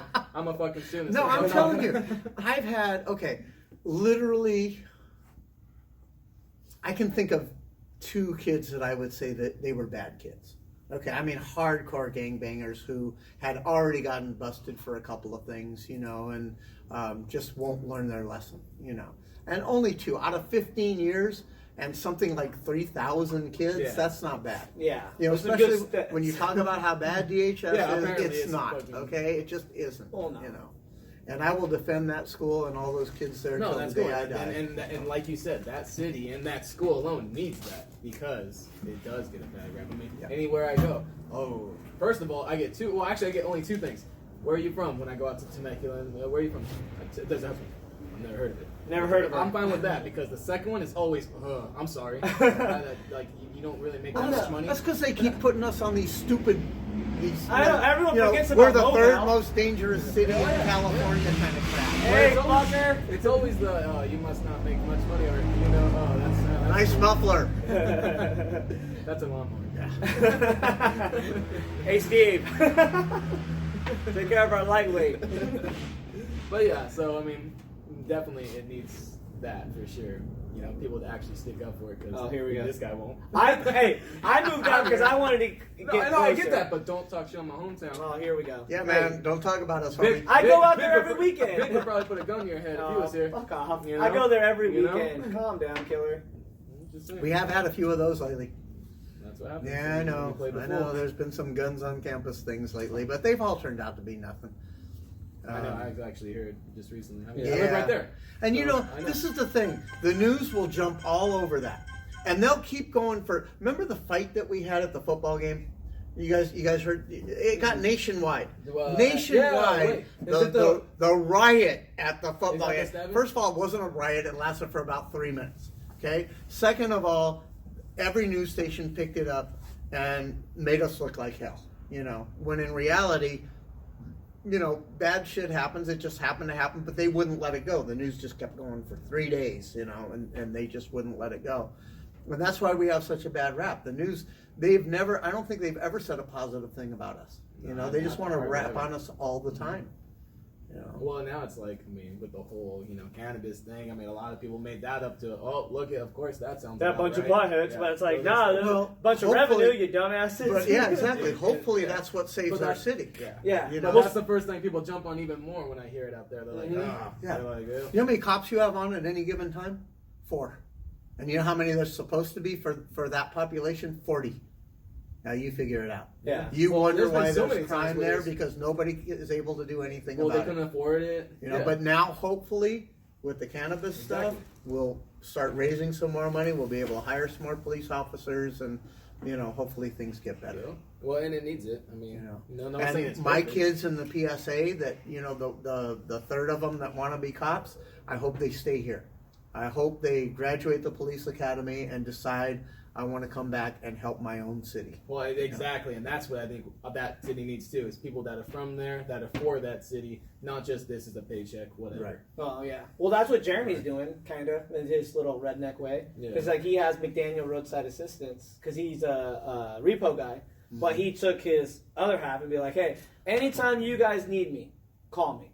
I will tell you. I will pick you up. If you're drunk, I'll pick up your car. Like he goes and pushes it out there, and he pushes into Desert Hot Springs a ton. Like he has this like scholarship thing where he goes and says, "Okay, guys, I want you guys to inbox me a kid in the valley or in the desert Desert Hot Springs that's doing exceptional at school, doing something exceptional in sports, something." And he gives them like he prints them out a certificate with their name on it, saying from his company and all that. Makes it a nice little thing and gives it to him, and then gives them cash, like $50 or $100 or something. And then he goes and writes a little essay on it on Facebook and puts it up there, tags their parents, makes sure that that kid knows, like, to feel special, like, you're doing amazing, keep doing what you're doing. And like he does that in Desert Hot Springs, keeps it tight to help push it. Jeremy. You're not as bad at it. I'm gonna sort of kind of forgive you for throwing me under the bus now for you growing up and doing a good thing. Well, yeah. I only have 2 things on my record in 15 years, just 2 things. Oh, that sucks. That's I mean, in 15 years, I got 0. So.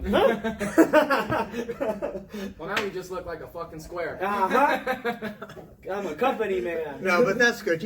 And that's the other thing. Kids grow up, they mature. They aren't the kids that they were all those years ago. And that's a wonderful thing. Well, he's still a dickhead. Don't get it twisted. Don't give him too much fun. He has a good heart. Like at the end of the day, he has a very good heart. But he's still a dickhead. Like I think he just has this bipolar lashing outness that he just can't seem to. I think it's just because. And you were his best friend. I'm still. You guys were thick as thieves. You don't even remember me. So what do you mean? Oh hell yeah, I remember you. Of course I do. Dude, that's all this guy was crying about. He's not gonna remember us. Like, he only knows you for your brother. I was like, nah, dude. I was like, what a mistake. Well, then I forgot that you worked in a fucking gas station. How did you fucking forget that? How'd you forget? I was going to Vons to see him all the time. Dude, 5 I hours. didn't work at no Vons, sorry. Yeah. It was Ralph's. He had all the lady boys coming to see him in the meat department. I was making money on the side, you know what I'm saying, with that town. Michael worked at 2 departments, the meat department and the meat department. And the meat department. Oh, and the meat department. Yeah. So 3, yeah. Oh, no, yeah. 3, yeah. But no, yeah, so, I don't know. People change. Yeah, people do change. Absolutely they do. I've seen some kids that I thought were brilliant, and I thought they were going to go take on the world, and they've completely fallen apart. And then I've seen kids that I thought would completely fall apart, and they've gone and taken on the world. Yep. And then you got middle of the road Brett. Yeah. And I will say this. Middle of the road. I will say this. And I'm going to look right at you when I say it. The kids that decide to get pregnant in high school, or the minute they graduate, I just don't have the stomach for that. Kids having kids for me is just not okay. I don't care what your culture is or what the deal is. Kids having kids is just not a good thing. Mm-hmm. And, I don't know, how's the kid going to grow up when you're only like 15 or 16 years older than them?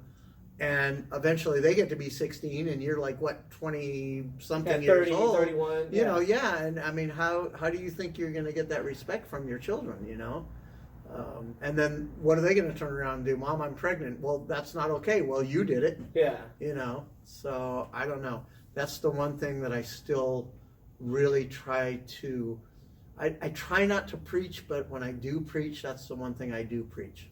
Honestly, But it doesn't do any good. They wind up getting pregnant anyway. He's one of them. And I got to side with you a little bit, because, I'm going to make a little joke here. Does it count? I left high school halfway through, so technically I didn't have a kid right after high school, because I had left high school already for a few years. But no, I hear you on that, because I tell people all the time, too, and what my pops told me, my pop's always like, oh, no, just don't have kids or wait. And he always told me that, too. He's like, oh, wait, live your life. And now having kids, and I have 3 kids, and I'm 27, 20... You're 28. 8. Yep, thank you. I don't even know. I'm his, That's my but hold on now. Hold on. I got a fucking couple things on. Here we go. Finally, he gets to speak. I had a fucking kid at 18, and the baby mom left at 5 months. He was 5 months. I took care of my son on my own. Wow, good for you. Yeah. I want my credit too. I was there. He was always there. But no, I tell people, like you said, I do tell people to live your life, because you can't even watch a fucking movie to yourself. Yeah. You don't understand. Like a lot of people, and I said the same thing. I don't do much. I don't party no good. Nah, you can't even watch a fucking movie. Nah, you can't get through high school. And then people get frustrated. When you are that young, they get frustrated because they're young. They want to go out. They want to do this. They got a baby. They get frustrated. They take it on the baby. Right. Yeah, Michael ruined my youth by having a kid because when I was helping, and at the same time, Kayla, his sister, Uncle Brett. Yeah, Uncle Brett's been Uncle Brett forever. Yeah. But Kayla had a baby right before him. So they were all in the same house, and I was coming over. Uncle Brett was helping out with Scarlett and Lucian, taking care of both, like helping, like taking turns. Good catch. Yeah, that was really good. Hey, that's beer hands right there. But we that's our youth. Is literally been, we work our asses off. We've always worked. We've always, and like I said, 10 years at the ranch. Do the math. We've been doing that for 10 years. Yeah. Plus, we've never been unemployed. Nope. From 15, he was 15 and a half. I was 16 when I got hired at Bonds. We've been employed the entire time. Yeah. We've never been unemployed. Ever. So, I mean, and that's a great thing. We worked our ass off, though. So, we didn't just fucking sit around. I didn't just sit around, had a kid, and was like, oh, you know what? This is my life. Nah, I fucking worked 2 jobs. Worked 2 jobs. I went to college and juggled shit. Like, and that's the thing too. Though. You guys have hung in there. That. You know, you maintain employment all the time. You've never worried about like welfare or anything, any kind of crap like that. No. You know, if I wanted something, I had to do myself. One of the stories that I tell my kids is that, you know, the worst thing that can happen to you sometimes can be the best thing that ever happened to you, and you don't realize it at the time. You know, and there's 2 choices with whatever it is. You can hang your head, like I said earlier, and feel sorry for yourself, or you can use it to make you stronger. So I remember at KMBY in Monterey, we got a phone call the night before, and it was like, you need to be at the office at 10 o'clock tomorrow morning. When I walked in, everybody was there. And I was like, okay, what the hell's going on? We walked in, the general manager said, everybody put your keys on the table, you're all fired. You know, so they were going to a different format. They didn't need rock and roll DJs anymore, and they fired us, right? Jazz. So everybody said, let's go out and get drunk, right? And I was like, no, I'm not going to call my girlfriend and tell her we got fired, and then what did I do? I went out and got drunk, you know. So I went out and I used the contacts that I knew from the station, and by 5 o'clock that afternoon, I had 2 other jobs. And then I was able to call my girlfriend, my wife now, my girlfriend, and say I got bad news and I got good news. Boom. Bad news is we all got fired. Good news is I just got 2 jobs that pay us twice as much as what we were making before. Yep. So which do you want to do? You want to hang your head and feel sorry for yourself, or do you want to use it to make you stronger? You said you had a horrible time growing up. Yeah. Great. You didn't hang your head and feel sorry for yourself. You didn't know until today. Like, and you've known me since actually, I did know that. Actually. Oh, okay. Well, you know some. Honestly, you know a fraction of it. No, I know, but Brian's told me. You know. And so, you have an idea. Yeah. But he's not watching, so it doesn't matter. He told me. So. No, I mean, and honestly, like, if people did ask, I'm not afraid to go and talk about it. It's just one of those things I don't talk about it because I don't need people going to see me in that light. Right. You could go and see me, like, you could know about it, but don't paint me in with that because that's not who I am. I'm a dude that's a father. I'm a worker. I'm a dude that's, my best friend's my brother. That's the way we do.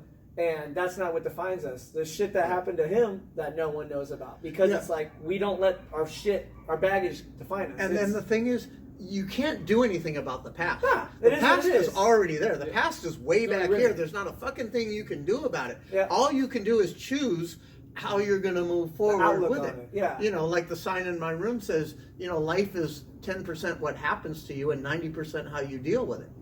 You know, so it really is up to you. You can't use your upbringing as an excuse for who you are today. Yeah. You have free choice. You have free will. You can be whoever the fuck you want to be. That's it. You know, and you can use all the excuses you want, but that's all they are, is just excuses. Yeah.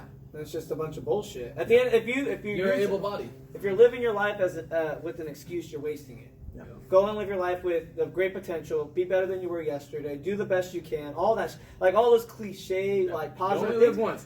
Just fucking do it, because at the same time, like, it makes you feel good. I feel fucking amazing right now because it's like not only like at this moment, like, dude, I'm with Chariton. Like, this is fucking badass. Like, we're starstruck, you know. But at the same time, it's like, I honestly, like, we don't have enough time to go and get into it because it's like, dude, I would tell you fucking all this badass shit that we have done because it's like, we've lived a fucking badass life in the 15 years since I've been in your class. I know, 15 years you've been out of my class, dude. And since so that much has time, happened within that time so frame. much, like a whole nother life has happened. 2 lives have happened because I had before I was married and now that I'm married. And like where I live now, like I'm fucking proud of where I live. These guys bust my dick because I moved out of the valley, but it's like I live in Riverside and I love my fucking house. I fucking like that's what makes me like love working. It's because it's like I know that I'm working my ass off to make that much more money to afford the house I live in because it is not fucking cheap. But at the same time, my mom doesn't fucking help me financially. My wife is a full-time student at Cal State San Bernardino, becoming a teacher herself. I'm the one that's out there grinding and making sure that I can pay my bills. Her and I should probably talk. You know what? I'll tell her. I can get her ready to go in for that first day. Yeah, because she's nervous. So, but it's like it's one of those things. Like she's almost done. So I've been dealing with her. Not dealing, but I've been helping her with college for the last couple of years. And she was working at Bonds with me. And then when I got with the company I work for now, we never say the name that we work for, but with the company that we work for now, it's given me opportunities, and I've jumped on every single one of them. Michael's done the same thing. We both have seen these opportunities, and we bounce it off each other. Man, like, you know, when you saw me in that gas station, I was happy. I was comfortable because it's like I lived that little circle. And then I only knew about X amount of money. And now, like, it's like, no, there's no ceiling. There's no roof. Like, straight up, skies is the limit. Yeah, we're literally like, That we cliche. know how we're going to end this year, and we're already planning next year. We've been talking about it for the next month. Like, we're happy with what we make, but we're not satisfied. We can always make more. We're always like, do more. We fucked up because there was an opportunity where we left money on the table, and that won't happen again. And so next year, it's like we have a bigger hurdle to jump. Brett laid out an amazing goal that I love. Your goal is amazing, and we're sticking by it every year. The goal is to make more money than you did the year before. That's it. Every single year. That's but I have to say one thing about that. And again, I talk to my kids about this all the time. And, you know, when I say my kids, you know I mean my students. Yeah. Okay? Because they are my kids. Yeah. They are. And I tell them all the time, money isn't the end all and be it's all not. of everything. But it fucking makes you feel real good when you know you ain't got to worry about nothing. So let me tell you, when I had the tire shop, okay, I was making a lot of money and a lot of cash that I was putting in my pocket like every night, right? Yeah. And I was miserable and I hated it and I hated my life and I hated everything about it. Now that I'm a teacher, I make probably, I won't say half, but I probably make 3/4 of the money that I used to make. But I'm so much happier. See, it's like if you can have a job where you get up every day and you love to get there every day and you don't want to leave when it's over every day, that's the idea. That's what life is about. Well, see, here's the kicker. We love our fucking job. we work right fucking next to each literally, other. if you look on Instagram, I passed this motherfucker at his stop and hit him with the air horn, and then I passed him again. And time goes by like that. The moment we fucking, we're oh my already God, out. my day, I'm like, it's Friday? Yep. Seriously? How the hell did that happen? But like, we're not hourly employees; we're commissioned. So our The best faster we get thing done? is the faster we get done, the better we are off. Nice. Because we make X amount of dollars. It doesn't matter what we make, but we know we're making this much money. How many hours can you get it done? Like leaving at 10 a.m. Yeah. Going home. But if you have a job, like, okay, I'm not going to bag on any teachers at school, but just in general, right? The teachers that are like, only a week and a half left till vacation, or TGIF. Yeah. I'm like, what the fuck are you doing here? If it's vacation that you're looking forward to, and you're looking forward to Friday, I'm a TGIM guy. I love Mondays, man. I love when I can get back to work and be with my kids. If you're a TGIF guy, then what the fuck are you doing You should be on the phone with us on Monday because we both are like, fuck, it's Monday. But then come Friday, we're like, fuck, dude, we're the week though. We're My week goes like that. Yeah, it's us. Like, because we love our job. Dude, we're truck drivers. We drive. But yeah, no, we go in. Our day starts at 4 a.m. We're in San Bernardino at 4 a.m. I'm 30 minutes or 20 minutes away. He's 45 to 50, depending on traffic.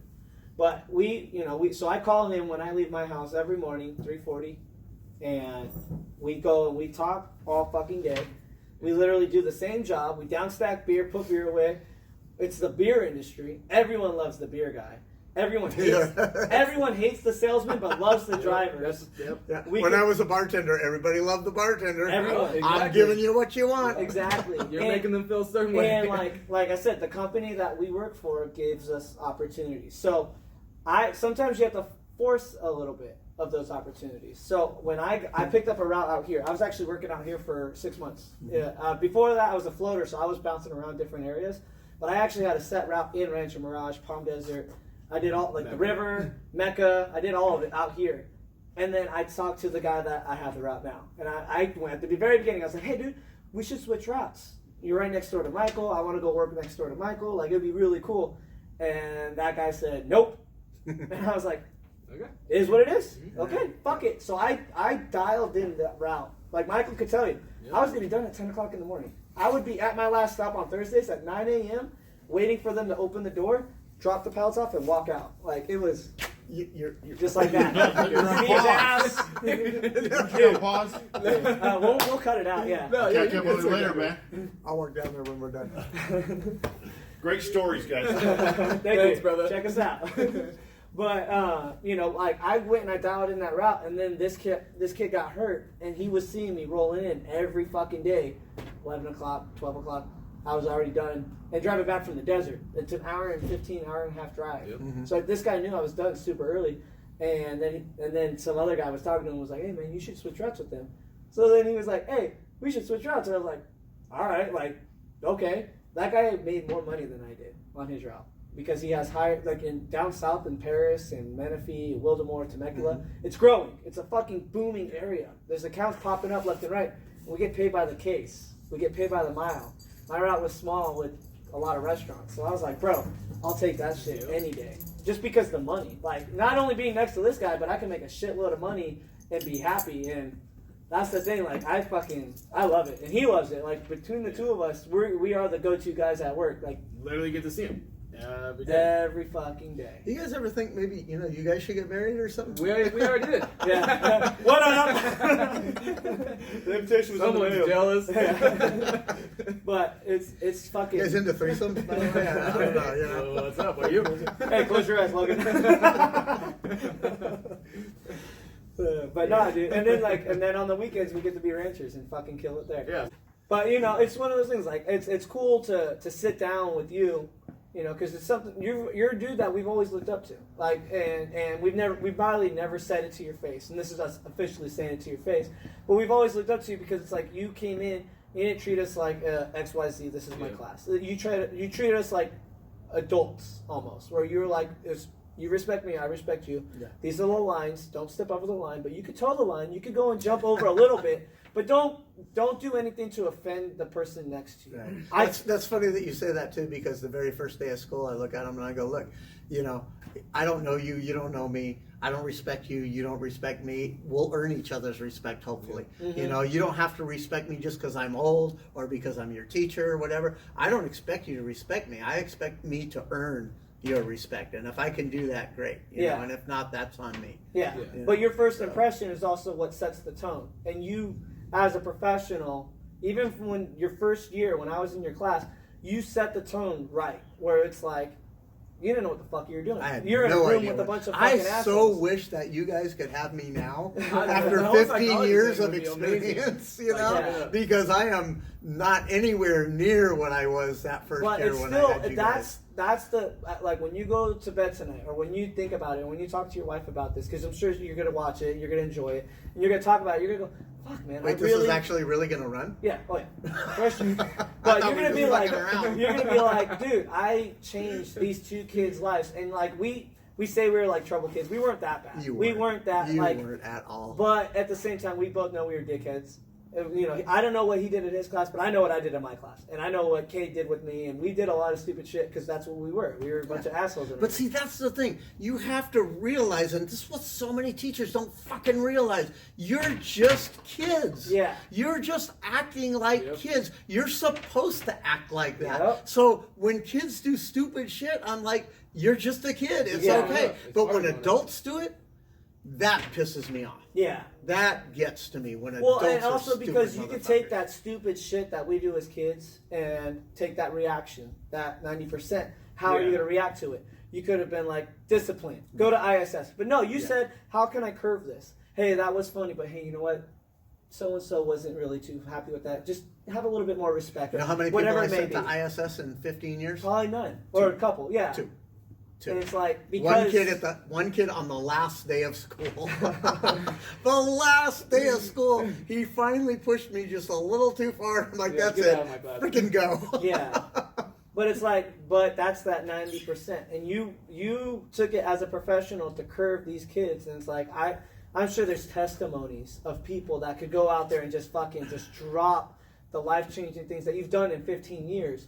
And from different classes, and even people that weren't in your class that just heard of this teacher. I get that all the time. Yeah, because and I go places and you're a teacher at DHS. I never had you, but I know who you are. Yeah. I get that all the time. Yeah. Everywhere I go to the movies, I go to the market, I go to wherever, and all of my kids are out there. Yeah. And it's the greatest thing in the world. It's like they come up and they hug you, and sometimes I don't know who the hell they are because it's 10 years later and you've grown and but they just come up to you all the time. I was talking to another teacher about this. I won't mention his name, and I'm like, "Isn't it great that everywhere we go, your kids are out there, and you get all this this love from everybody?" And he goes, "When I see my kids, I turn around and run." Yeah. And I'm like, "Do you ever think you were doing something wrong? If that's the case, Yeah. because my kids."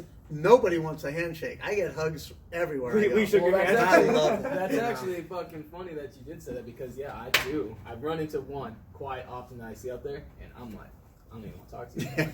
Yeah. But if I were to see you out there, I would be like, what the fuck's up? Well, yeah, I mean, But the other one, with Brian being a teacher, I've ran into multiple teachers at different occasions. They'll be at his house, I'll be with him doing something, and we run into people. And half the time, just like I went on a trip with him to Sacramento last year, and the librarian, when I was in high school, and she married a teacher there, okay? She was on the trip. I knew who she was. I recognized her. I didn't even say nothing to her. Really? I'm just like, because it's like, you were just a bitch librarian. Like, at the end of the day. She was rude at the time, but that was before she got married. So she was very rude. I think she had just gotten out of a divorce. You would love our librarian now. Well, but how about that, LaRonda? I just gave you some props right there. You would love our librarian. But you know what? At the end of the day, like she, at the last day of the trip, we were in the bar or it was not the last day. It was one of the nights. We were at the bar. All the teachers and us went down to the bar and we were drinking. And she's like, "Oh, you don't recognize me?" Like, and I was like, "No, I know who you are." And she's like, "Oh," and I was just like, "Yeah, you didn't make it." Like, she didn't make an impact on my life. I knew her as she was rude. She was not nice. And I don't have time for that. I have time to go in for positive. I have time for people that are going to go and do good for other people, do good for me. And she was very sweet. And during the trip, she was very nice to everybody. And she was cool. And we had shared a drink and talked and all that. But at the same time, like, we talked about Jeremy because she knew Jeremy. Everyone knows Jeremy. If they don't know Jeremy, they know me. It's one of those things. So she was like, "Oh, yeah." She first confused me with Jeremy. And that's when I was like, "No." Yeah, that always happens too. Worst thing ever. I thought I was going to get shot down the street. Because some guy, I was on a ladder hanging a neon, and this guy walks in and looks at me. "Man, you look like Jeremy." And I was like, "Fuck. I'm on a ladder. Dude, I'm going to get shot." And he was on the phone with me too. And I was like, "Oh, fuck." And then the guy's like, "Oh, I cut his hair." And I'm like, "Oh, thank God, dude. I don't want to get fucking shot right now." He gets that so much. Like, "Oh, Jeremy." Like, no. Nah, Yeah. man, that's my brother. No, and I'm just the opposite. I've literally had people run at full speed from across the room and almost like bear hug me. Yeah. And I love that. Everywhere I go, I just love that, man. Yeah. And like I said before, I could die peacefully and just know, man, I've made a pretty damn good impact on a lot of people. Yeah. And I think that's the greatest thing that you can do in your life. You Yeah. know? And it's And, by the way, my funeral, you guys, you have to come, right? Yeah. No We'll call- crying, you know no what we'll do? sadness. You gotta tell. You gotta We'll tell. premiere this. Okay, so you have to be able to get up there and tell stupid ass stories about stupid shit that I did. Well, so if we do this, if you were to do this just once a month with us, dude, I would be happy. Like, come on, we can record. I'm we can having do a it off ball. the I record. would don't love give to a do shit, that. dude, Just to be able to see you guys Just once do a the month, shit. I would do it. Yeah, because it's something like, I mean, shit. Well, I'm out here every weekend, but it's like one of those things where it's like when I messaged you, I was just like fucking around. Like, I thought like you're gonna be like what's the problem? And like that's the way you reacted. You're like, what can I do? And I was just Absolutely, man. I was like, I got a podcast with do. Michael, and you're like, okay, whenever, wherever. Who's Michael? Oh, yeah. Well, yeah, you didn't tell Yeah, me. I didn't I say didn't that. because I remember Michael from being Jeremy's friend, yeah, not so yours. I didn't go and put yeah. two and two. I didn't But- put that together. And then, yeah. He hit me up and he's like, I got Chariton. I was like, what? Yeah. I was like, how? dude, it was like that. Like, it was so cool. I was on the phone with him, and then I messaged you, and then you hit me back, and then I freaking call him. I'm like, bro, I got Chariton. He's like, Dude, I gotta tell you, serious? you have no idea how many people, I mean, 10, 12 years ago, last year, it doesn't matter, who still message me about everything in the world. I need some advice on this. I need a letter of recommendation on that. I need, whatever it is that you need. And I'm always there. I will always do. I tell them on the first day, once you're my kid, you're always my kid. Yeah. That is the first thing I say. And I'm like, you guys don't believe me now because you don't know me yet. But if you ask anybody else that's ever been in my class, I'm telling you, once you're my kid, you're always my kid, and I will always be there for you. Yeah. Until I get Alzheimer's and I don't remember who the fuck you are, Yeah. or I'm dead, you are always my kid. Yeah, You know. that's what's fucking. That's- That's why we're so starstruck, because we were just like, dude, we're like 15 years ago, dude. That's a Yeah, long no, it fucking was, time yeah. ago. And again, I wish you knew me now as a teacher rather than 15 years ago. when I just started. because now think about what you just said. If I knew you now with the experience that you have, I think that inexperience is what helped craft us the way we are. Maybe. Because you were just off the fly, figuring it out. You came up with these lesson plans that no other teacher had done it in our life. Mr. Polk is as close as you could get at the middle school. He was as close as you could get to you but you were still, I think, a step higher, not higher. It's like you went and took it to the next step, the next level, where he went and put you into that scenario of what was going on. You put us in the scenario of throwing paper like they're freaking grenades and stuff. Oh, you remember that? We Fucking- still do that yeah, too. like we do we that. did so many crazy Yeah. things, and it's like it's one of those things where it's like it was simple. You made it super simple, and you said, "Do this, guys, do this," and we're reenacting. And I was just winging it. yeah, oh yeah, I had that's no what I'm idea saying. what I was doing. But because I was you up till winged it- midnight every night trying to figure out what am I going to do the next day. Now it's easy. My lesson plans are set. They're all in my cabinet.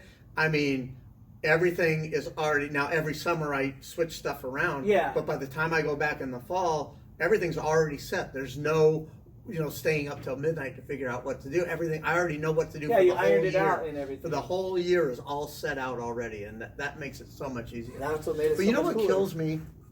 We get these new teachers, and number one, they think they know everything. Mm-hmm. They think they don't need any help. I mean, when I first started, Signer took me aside, Yeah. and he taught me everything. I mean, literally, if it wasn't for that guy, I probably wouldn't have survived my first year. Yeah. And none of the new teachers anymore. Oh, and the other thing that I did, I would go to other teachers' classrooms during my prep Mhm. and try to pick up ideas from them and see how they did things. New teachers don't do that anymore. They're like, yeah, I got this. Well, you know what happens after a year with these kids? They go, fuck this, I'm out of here. And it's because they have no mentorship. They got nobody to tell them how it is or Yeah. what to do. For a while, they were letting some of us older people teach the younger kids, and then that went away, and then it just fell apart. I had one teacher come in and go, would you please come in and tell me, what my class is doing wrong? And I sat in there and observed her, and at the end of it all, I was like, your class ain't doing nothing wrong. It's you. Yeah. You're the one that's doing everything wrong. And do you know that teacher never asked me for a follow-up? Never asked me what I yeah, thought? because you gave nothing. him. You gave him. I didn't say anything to criticism. her. And No, then- I didn't say anything to her. Oh, okay. Nothing. I mean, I was waiting for her to ask me. I didn't want to go up to her and debrief her. Mhm. I was waiting for her to ask me, and she didn't. Take the And I was like, initiative well, to screw figure it then. If you don't want to know, then I'm not going to go out of my way to tell you. Yeah, don't waste my But time. it was all on her. Yeah. Now, I will say this. She has become an amazing teacher now. Mhm. And she really got her shit together. Yeah. And is a very good teacher now. But, that first year on a lot of, we've had teachers quit in their first year a lot. Oh yeah. A lot. I mean, even one teacher, somebody spit in her face. Oh, she was just. And she quit right then and there. And I was like, yeah, but did you ask yourself what made the kid do that? What did you do to make the kid do that? Yeah. I mean, maybe that's what you should have asked yourself. Mhm. Instead of thinking it's all them, maybe you should start thinking maybe it's me. Yeah. Well, it's like when I was younger, I actually wanted to be a teacher. Like I had a lot of influence came from my teachers. My 5th grade teacher, she was a first year teacher. She was badass. I don't know where she's at now, but she was an amazing teacher, and she was winging it. She didn't know what she was doing. It's almost like the inexperienced teacher is what led me in the path that I went. But it was like I don't feel like I was robbed of an education. I feel like I let my education go, and it ran its course, and I got satisfied. I was like, I'm done with education. I want to go and work with my hands. And I want to go and do something that's going to go and make me happy. And driving a semi-truck makes me very happy because I have an air horn that I get to pull. I get to do kids go by and do this all the time? When it happens. Dude, it doesn't happen often. I think it's a dying thing. Yeah. But when it does, dude, it is the By best. the way, should I have a backwards hat on? No, you're good with your afro. I feel left out. I don't know. But mine's braided and he's losing his. mine's because I took a shower last night and then worked this morning. So, but no, like one of the coolest stories that I had was on the way back from thermal one time. There's a school out there in the middle of nowhere. I was driving and I was seeing these kids in recess, so I was slowing down because it's a school zone. So I was slowing down, and then all of a sudden I see these kids, and they're just like, they look like they're like bashing shit. And then like I came to, and I'm like, they're fucking calling for the air horn. And I was like, I pulled that motherfucker, like I pulled it so hard the entire length of the school. Because I was like, these kids are so stoked right now. The beer we used to do that all the time when we were kids. Yeah, exactly. And we want it back. We talked about it. Dude, I hit my kids with it the other day because my wife was driving past me and I hit them. What a great gig, though. I mean, you guys get to drive and see the scenery. Oh, yeah. And dude, it's nobody's there to beautiful. bother you. And, dude, and, you're just doing your own thing on your own. And we are on the bus. Yeah, and we start at, like I said, we start at 4. We're on the road when no one's on the road, and we're coming back when people are at work. Right. So it's like if we hit traffic, it's because of accidents on the 215. But for the most part, we could get back in 30, 45 minutes. It's nice. And then like if I'm in Temecula, I just take the 15 because it's a scenic route. Like have you ever eaten at that burger place in Temecula? No, I just got down there. What place? I can't remember the name, but it's the most. They always get like the #1 hamburger in like the world or something. Oh, it's an amazing. It's an outdoor place. It's got a patio, and the hamburgers are like this big, and they're just absolutely amazing. We'll have to check it out. Damn, you don't know what it's called? Everybody would know it if you asked anybody in Temecula. They would Because we got some guys. Like I only go out there on Wednesdays, but it's still like when I go out there, it's still like it's so nice to just drive up to 15, and we're sitting up high. Yeah, exactly. Nothing to worry about. Okay, so do you see like? Man. Tell me what you see when you're sitting up that high and you're where's looking your cell down. phone? I can't hold my phone up. But yeah, and everyone on their fucking phone. Put your fucking phone down. Like, I mean, I'm asking, do you see like? No, I know. Anything No, I else? haven't. Coachella Fest. Coachella Fest. Stagecoach. There's chicks that'll go and do some stuff. Yeah. And then there's. I mean, do people do this like when you're driving in the truck? Not as much as you think. Not often, but during the festivals. The festivals, people are lazy, are wild. Yeah, y'all feel that. But no, like realistically, it's not that much crazy because everyone's on their fucking phone. Yeah. Everyone's not paying attention around them. And that's what used to be. Before we had cell phones, you're fucking pulling the air horn because you're sitting in the car waiting for your mom to get you to the destination. So what am I going to do? I'm going to moon somebody. I'm going to flip them off. I'm going to get the air horn. Nowadays, kids are on their iPads. Moms are on their cell phones. Dads are on their cell phones. Do you know that cell phone is an addiction now? It's actually in it's in the DSM-5, which is the Diagnostic Statistical Manual of Psychology, as an addiction. The same as a drug addiction, the same as an alcohol addiction, same as any other addiction. It is now in there as an addiction. And you have to go to rehab to get off of it. And I tell the kids all the time, you're addicted. And if you don't think you're addicted, put your phone away for 48 hours and don't look at any social media for 48 hours. If you can't do that, if that phone is over there and you are like, itching. I got to, you're addicted. Yeah. So the minute I get into class, every day, I just stand there like this. And they know what it means. Put your fucking phones away. Yeah. Take the shit out of your ears and put your phones away. Okay? And I will not start class until that happens. If they take it out again, I just take it. I'm like, you had your warning. Give me the phone. You got two choices. You can give it to me and you can have it back at the end of class. Or I can send it to the office and then your parents have to come get it. Now, which would you rather do? See, that's the one thing I do as a teacher. I always put the ball in their court. Now it's up to you what you want done. You can either put it away, and away means away. It means in your pocket or in your purse or whatever. Silence. It's away because it's a magnet. And if you see it, you're going to reach for it. Yep. I've actually answered a phone a couple of times. I've taken a kid's phone when it rings in class, and I've taken the phone and I'm like, hey, what's up? And then they start talking because they don't know it's not me, and I'm like, dude, I got to tell you, I've been meaning to tell you for a while, and yeah. I think I'm going to come out of the closet. And the whole class is like, oh, hell no. And I'm like, yeah, I've been thinking about it, and I'll just play it out, and that teaches them. They don't pull their phone out again after that, That's pretty fucking cool. For us, it's a blessing and a curse because at work, they tell us we got a camera in our face for our protection, but also to make sure that we're not doing something stupid. We will lose our job. So guess what? The fucking phone is not in my hand. Like, I'm just like, when I'm outside of the truck, I'll go and I'll call him, put my headphone in, and work. And if I'm at an account I can't talk, and I'll hit you back when it's safe to talk, basically. And he knows, like, if I'm in my truck, and it's safe, vice versa. If he's in his truck, call me when you get to your next stop. Because it's like, the safety, we have, as Class A drivers, we have to go in and do it the one step above where we're thinking for the Class C drivers, the four-wheelers that are out there. We're like, we got to protect you because you're not going to protect us. Right. And we're a lot bigger than you and a lot heavier. Yeah. And my shit will eat your shit before you hurt me. I won't get hurt. Like, I'll get hurt on my account, not on your I'm going to get a little rumble. Yeah. And so No, the problem is that the generations coming up, number one, they can't go like literally 30 seconds without doing something. Yeah. It's like there can't be a 30-second lull before they pick this thing up and start doing this. It's like, how important do you think you are that you have to know exactly what's going on every single second of the day? Just put the damn thing away and listen to what I'm trying to tell you, because I think what I'm telling you is important. And if you're doing this, you're looking at me like, well, fuck you. I don't care what you have to say. I'm more interested in this. That's why I'm glad I record on my phone, because I can't touch my phone. I'm like, that shit's on airplane mode.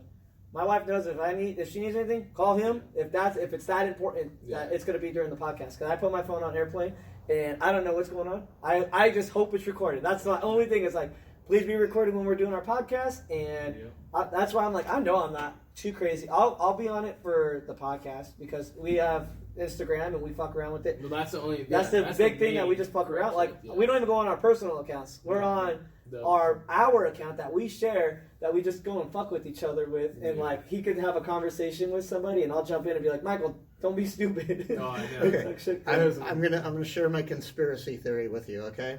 Cut it out. And this is what scares me, okay? You see this right here? This is an alien plot. Oh, here we go. It is. It's an alien plot. Here's what they have decided. We're going to get everybody so they're so absolutely dependent on these things that pretty soon they won't even know how to talk to each other. So like a couple generations from now, we'll be sitting in this table right next to each other, but we'll all be talking to each other, like you'll be looking at that and I'll be texting you and we won't even know how to talk to each other. We'll lose all form of communication. Then they're going to come down, try to take over the world, and we won't know how to talk to each other anymore. And all they have to do is blow up a couple of satellites, and there goes everything. There goes the internet. There goes, everything on this thing will be gone. You blow up a couple of satellites. I mean, think about it. Okay, forget the alien thing. But think about this. Everything is on computer now. Yeah. If somebody blows up a few satellites, we go back into the dark ages. Oh, that's it. There's no paper anymore to say all the things that we've learned. It's all on here. And anybody can hack anything. People can hack your damn cars now and take your steering and your brakes. And I mean, we have allowed this to happen where we have no control over our own lives anymore. The nerds have won. The computer people have won. And we have no control anymore. Everything you know is on a computer. And if they can hack it, they can get everything you have. Yeah. It's crazy that you talk, because the kids in the school with the phones. I didn't go to school. No, you guys didn't have because I left school in 10th grade, so I didn't even finish up the last 2 years. So I never even had that experience of the phones. When the smartphones came out, that's one thing I thought about. Like, if I had this in class, you were to be like, hey, what's this? a second. Why does it stink back here? That's what you would have been saying. What's that wackada in the I background? was like, that's gotta, and that's the one thing I thought of it was. It's horrible. Now For you say that. most teachers, these things are horrible. No, because You can't get a kid's attention No, anymore this is because the- all they this give a is damn power. about is this. Yep. You know? By the And way, it's- I'd I like didn't get to to. experience that. and I'd I'm like to glad. take a I'm glad. moment real quick to thank the people that are watching and listening on their cell phone. but that's okay. You're not in class. No, yeah, Hopefully. exactly, yeah. Hopefully. Well, if you have to listen to it in class, yeah, as long as you listen to us. Yeah. No, But we only made this because we were too lazy to write a book. That's it. Yeah, we were gonna and, write a and book. then and then we know so many different people. It's like, man, we'd be writing novels at this Yeah. point. I think when I retire, that's my goal. I think I want to write a book. Just fucking dude, just start recording. That's it. There's this so changed, much this so much changed our shit lives. that's happened in Yeah. the last 15 years. You know. Well, this will Cool. speed you up because, like, literally, we went from like, if you watch our first episode till now, like, Cade said it best, where he was like, "Dude, you Progressed. improved every episode," and I was like, "Fuck, dude!" Like, I appreciate like his feedback meant a lot to me last night. He texted me that last night, and I was like, "Fuck, dude, that's amazing!" Like that. This dude, I've known Cade since 6th grade, and we. I'm talk glad you every guys are once in a still while. friends. Well, That's awesome. We're not like. I know. But And like, I know we're, that you kind we're of good lost touch buddies, for a little while. and like he hit me up a couple years or last year or 2 years ago before he got with 7-Up, saying like, "Hey, dude, could you get me in with your company?" And I was like, "We just hired people, but get with 7-Up because they're always hiring, and you could use that as a lead." Now he's fucking kicking ass, and I'm like, "Fuck yeah!" And it's like, I don't want to take credit because I led him that way, but because he's the one that fucking did it. And the other day he posted about going to New York, and I was like, "Fuck yeah, dude! Like, keep it up." And he's like, "Thank you for helping me." And I'm like, "Dude, you did it. I just guided you in that direction. You Totally. take all of that, dude, because I didn't do the work for him. He did the work for him. He went and I just said, dude, here's a lead. Run with it." Yeah. And he ran with it, and he's fucking killing it. And it's like, fuck yeah, dude. That's what we like strive to see. Like that's what this whole thing's about. Like people that work their ass off and get what they Yeah. Be you know, proud of nobody the wants- work. you know, I'm not for anybody trying to get a handout. Nah. So that's how both of us are. So Yeah. we love that. That's the whole reason why we actually did start this. Because we're like, man, like fuck it, like look, we could talk shit and we'll write a book about stupid stories, or we'll just make this about blue collar shit, doing things. Yeah, and I mean, with this, it gave us the opportunity when last month, I think, I went to San Francisco for a week. I've been driving a semi-truck for a year and a half. I went to San Francisco to go drive a semi-truck. It's way different, dude. Yeah. I was driving in the desert, so it's nothing but open air. Right. Now you got all these hills Dude, and all this it was stuff. hill. It was a nightmare. Crazy. I can't even I imagine. was put in a truck. I've never had experience in driving a truck in that style. Yeah. Single axle trailer with a single axle tractor. I've never driven that. 28 foot. It's insane. And I had no experience. And a lot of people at work were like, "Dude, you're fucking crazy." I'm like, "It's an opportunity. Like, I'm going to take this opportunity, and someone else could do it, so why can't I?" Right. And when I got there, I thought like, "Oh, I'd be in the passenger seat." No, those fuckers said, "You got keys? Here's the truck you're in. Go run a route." Like, okay. And so I went out there with I had a helper that didn't know anything about the beer industry. A guy that, like a temp. And I was like, fuck. But I figured it out, put my big boy pants on, Yeah. put my boots on, and went to work. And with People that are so opportunity. afraid, aren't they? Dude, it's People are nuts. just so afraid to try something new. But when I went up there, I went on a podcast to a dude that we've followed. We've listened to this podcast, and this guy has 30,000 followers on Instagram. Wow. And he mentored us. Like, he mentors, like, he still, to this day, like, he texts us or messages us, and will talk to us, and, like, dude, like, he was telling, he taught us about stickers. Yeah. He goes and sell these hard hat stickers. He came up, like, he saw the union guys having them.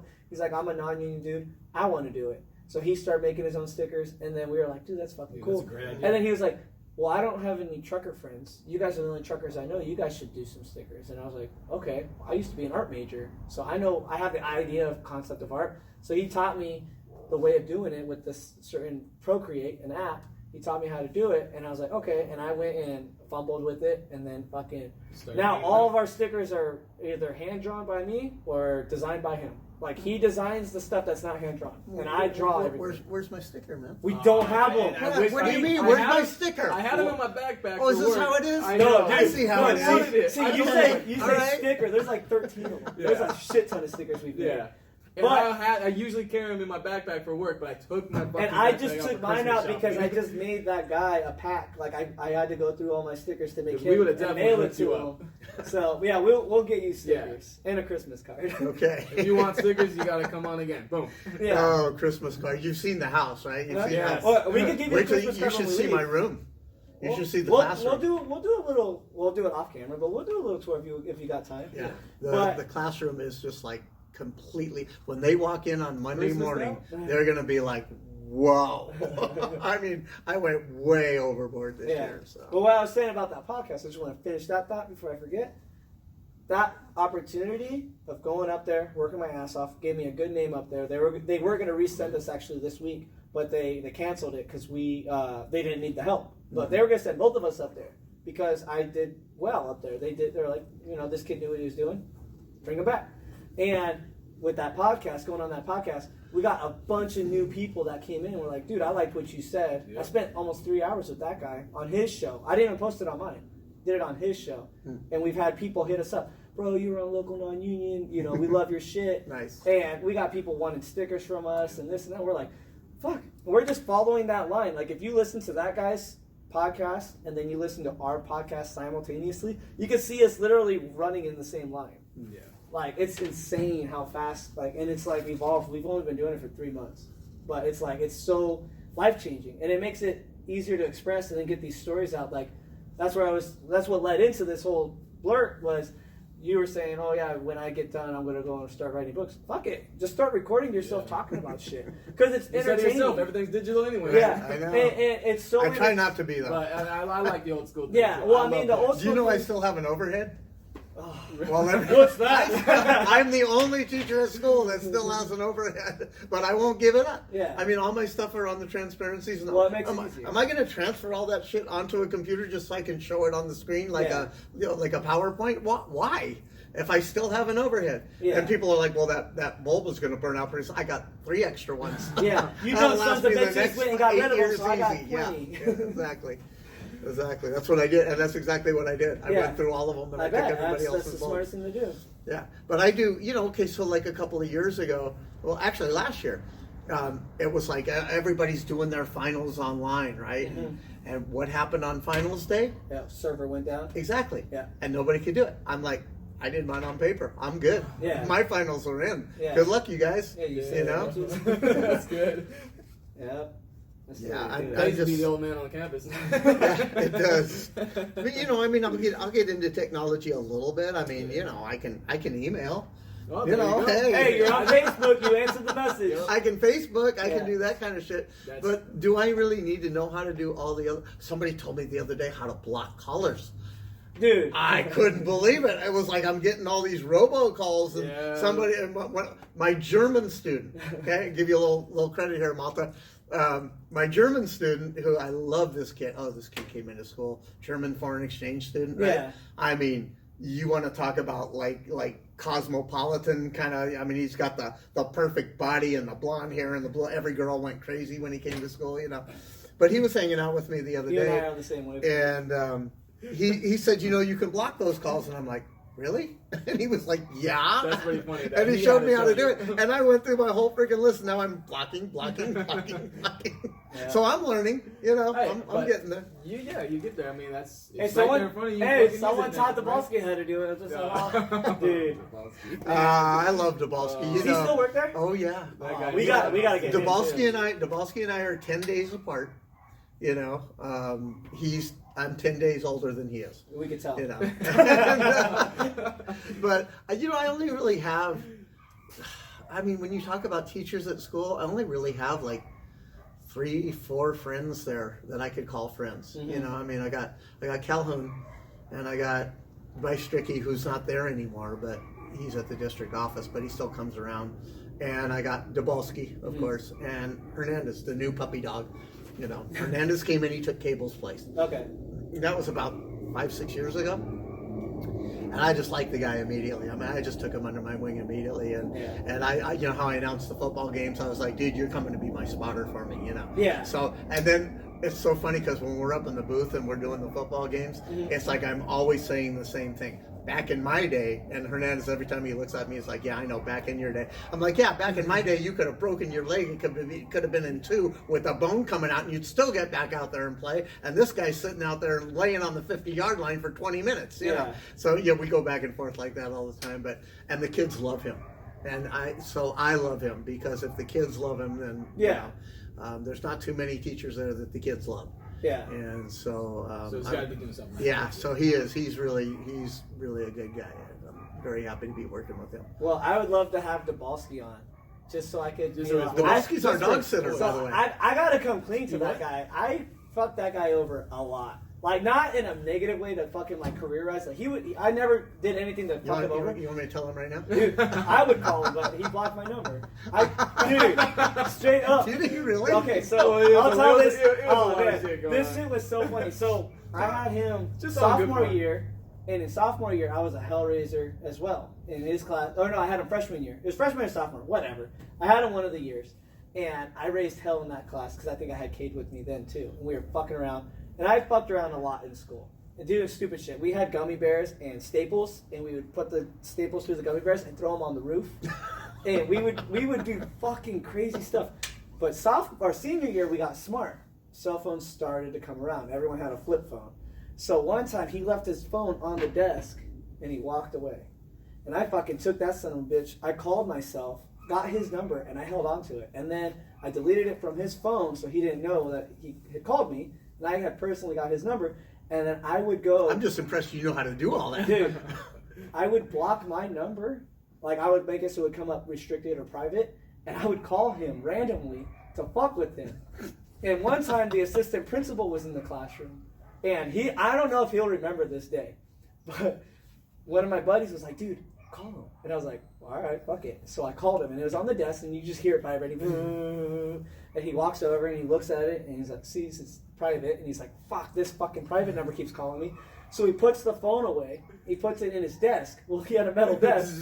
So it was even fucking louder. And so I did it again, and I kept fucking calling him over. And the assistant principal's sitting there, and I could see Dabalski's getting so fucking scared. Like, this guy's going to rip my ass. He fucking walks over, grabs his phone, and throws it out into the middle of the corridor. He just throws it right out. Oh, here we go. We're going to call him and see if he remembers this. Now, boys. Hello? Come on, Malarkey. Scott, what you want? What the fuck you want? Then, you know, he comes over and sits for the dog when we go out of town. I love it. Hey, Tom, are you there? Yeah, I'm here. You're on a podcast, so listen, you're on a podcast. Hi, I'm Mr. Dabalski. This is Brett McDaniel. Do you remember me? Of course I do. Of course you do. Daniel, how you doing? I'm doing good. So, And Michael Brock is here also. yeah, I don't know if you know Michael Brock, but we got Michael Brock here as well. You're on our podcast right now.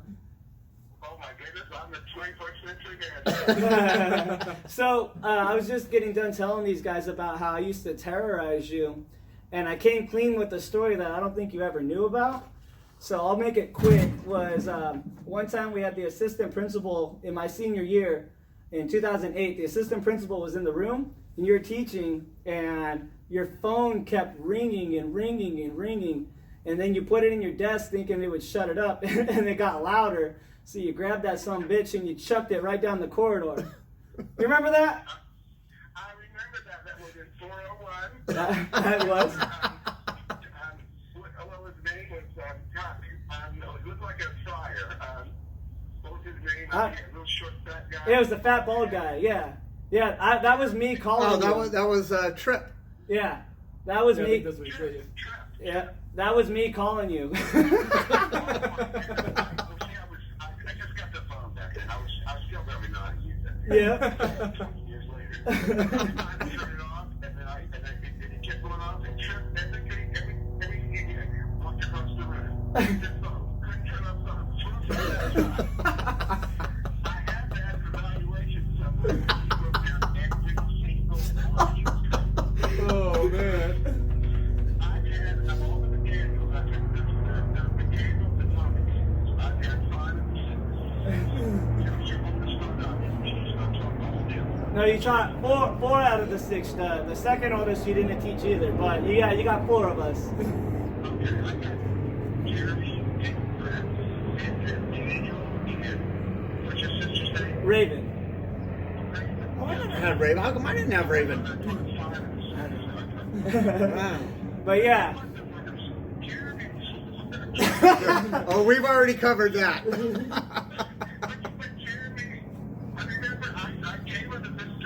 I gave Jeremy to Mr. Yes, check because I can look at one semester. I did a whole year with you, and Danny and Raven were great.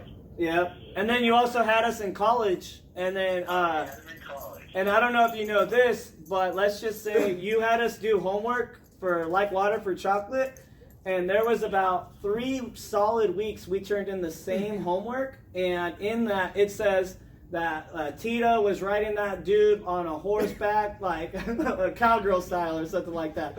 That was one of the answers, and we turned it in about 3 weeks in a row, and you never caught it. I just wanted to see if it was done. Oh, Hey, Tom, you want to hear something funny? Because I was telling them how you babysit Logan, and the minute he heard your voice, he came walking out here. Oh, really? Yeah, yeah. He was like, "Where is he? Where's Tom?" We watched the fish together. Love it. Yeah. He loves TV too with animals on. Yes, he does love TV with animals on What are it. you doing now for a living? What are you doing for a living? Now I work for a beer company as a truck driver, a delivery guy. Great. Yep. Along with Michael Brock, we both do it together. Well, great. Well, you're making America great again. Right now, you're gonna have to watch the podcast so you can hear yourself on it. And then you could come on. Yeah, you gotta come on. You too. got an open invitation. We'll get guys Mr. just come on Chariton. Yeah, we'll go and we'll link it up where you guys Yeah. come on together with us. That'd be awesome. We'll do it.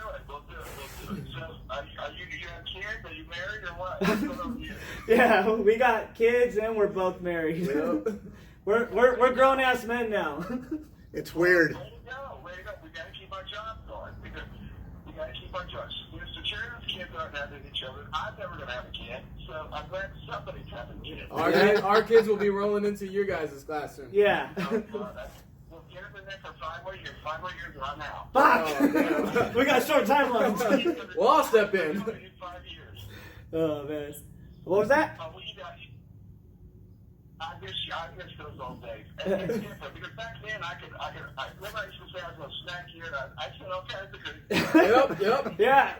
Like anymore. Yeah, imagine if you had, back in 2006, that same surgery that you had and your pants fell down now. I remember I was standing in front of the room and my pants had fallen down because I'm so skinny.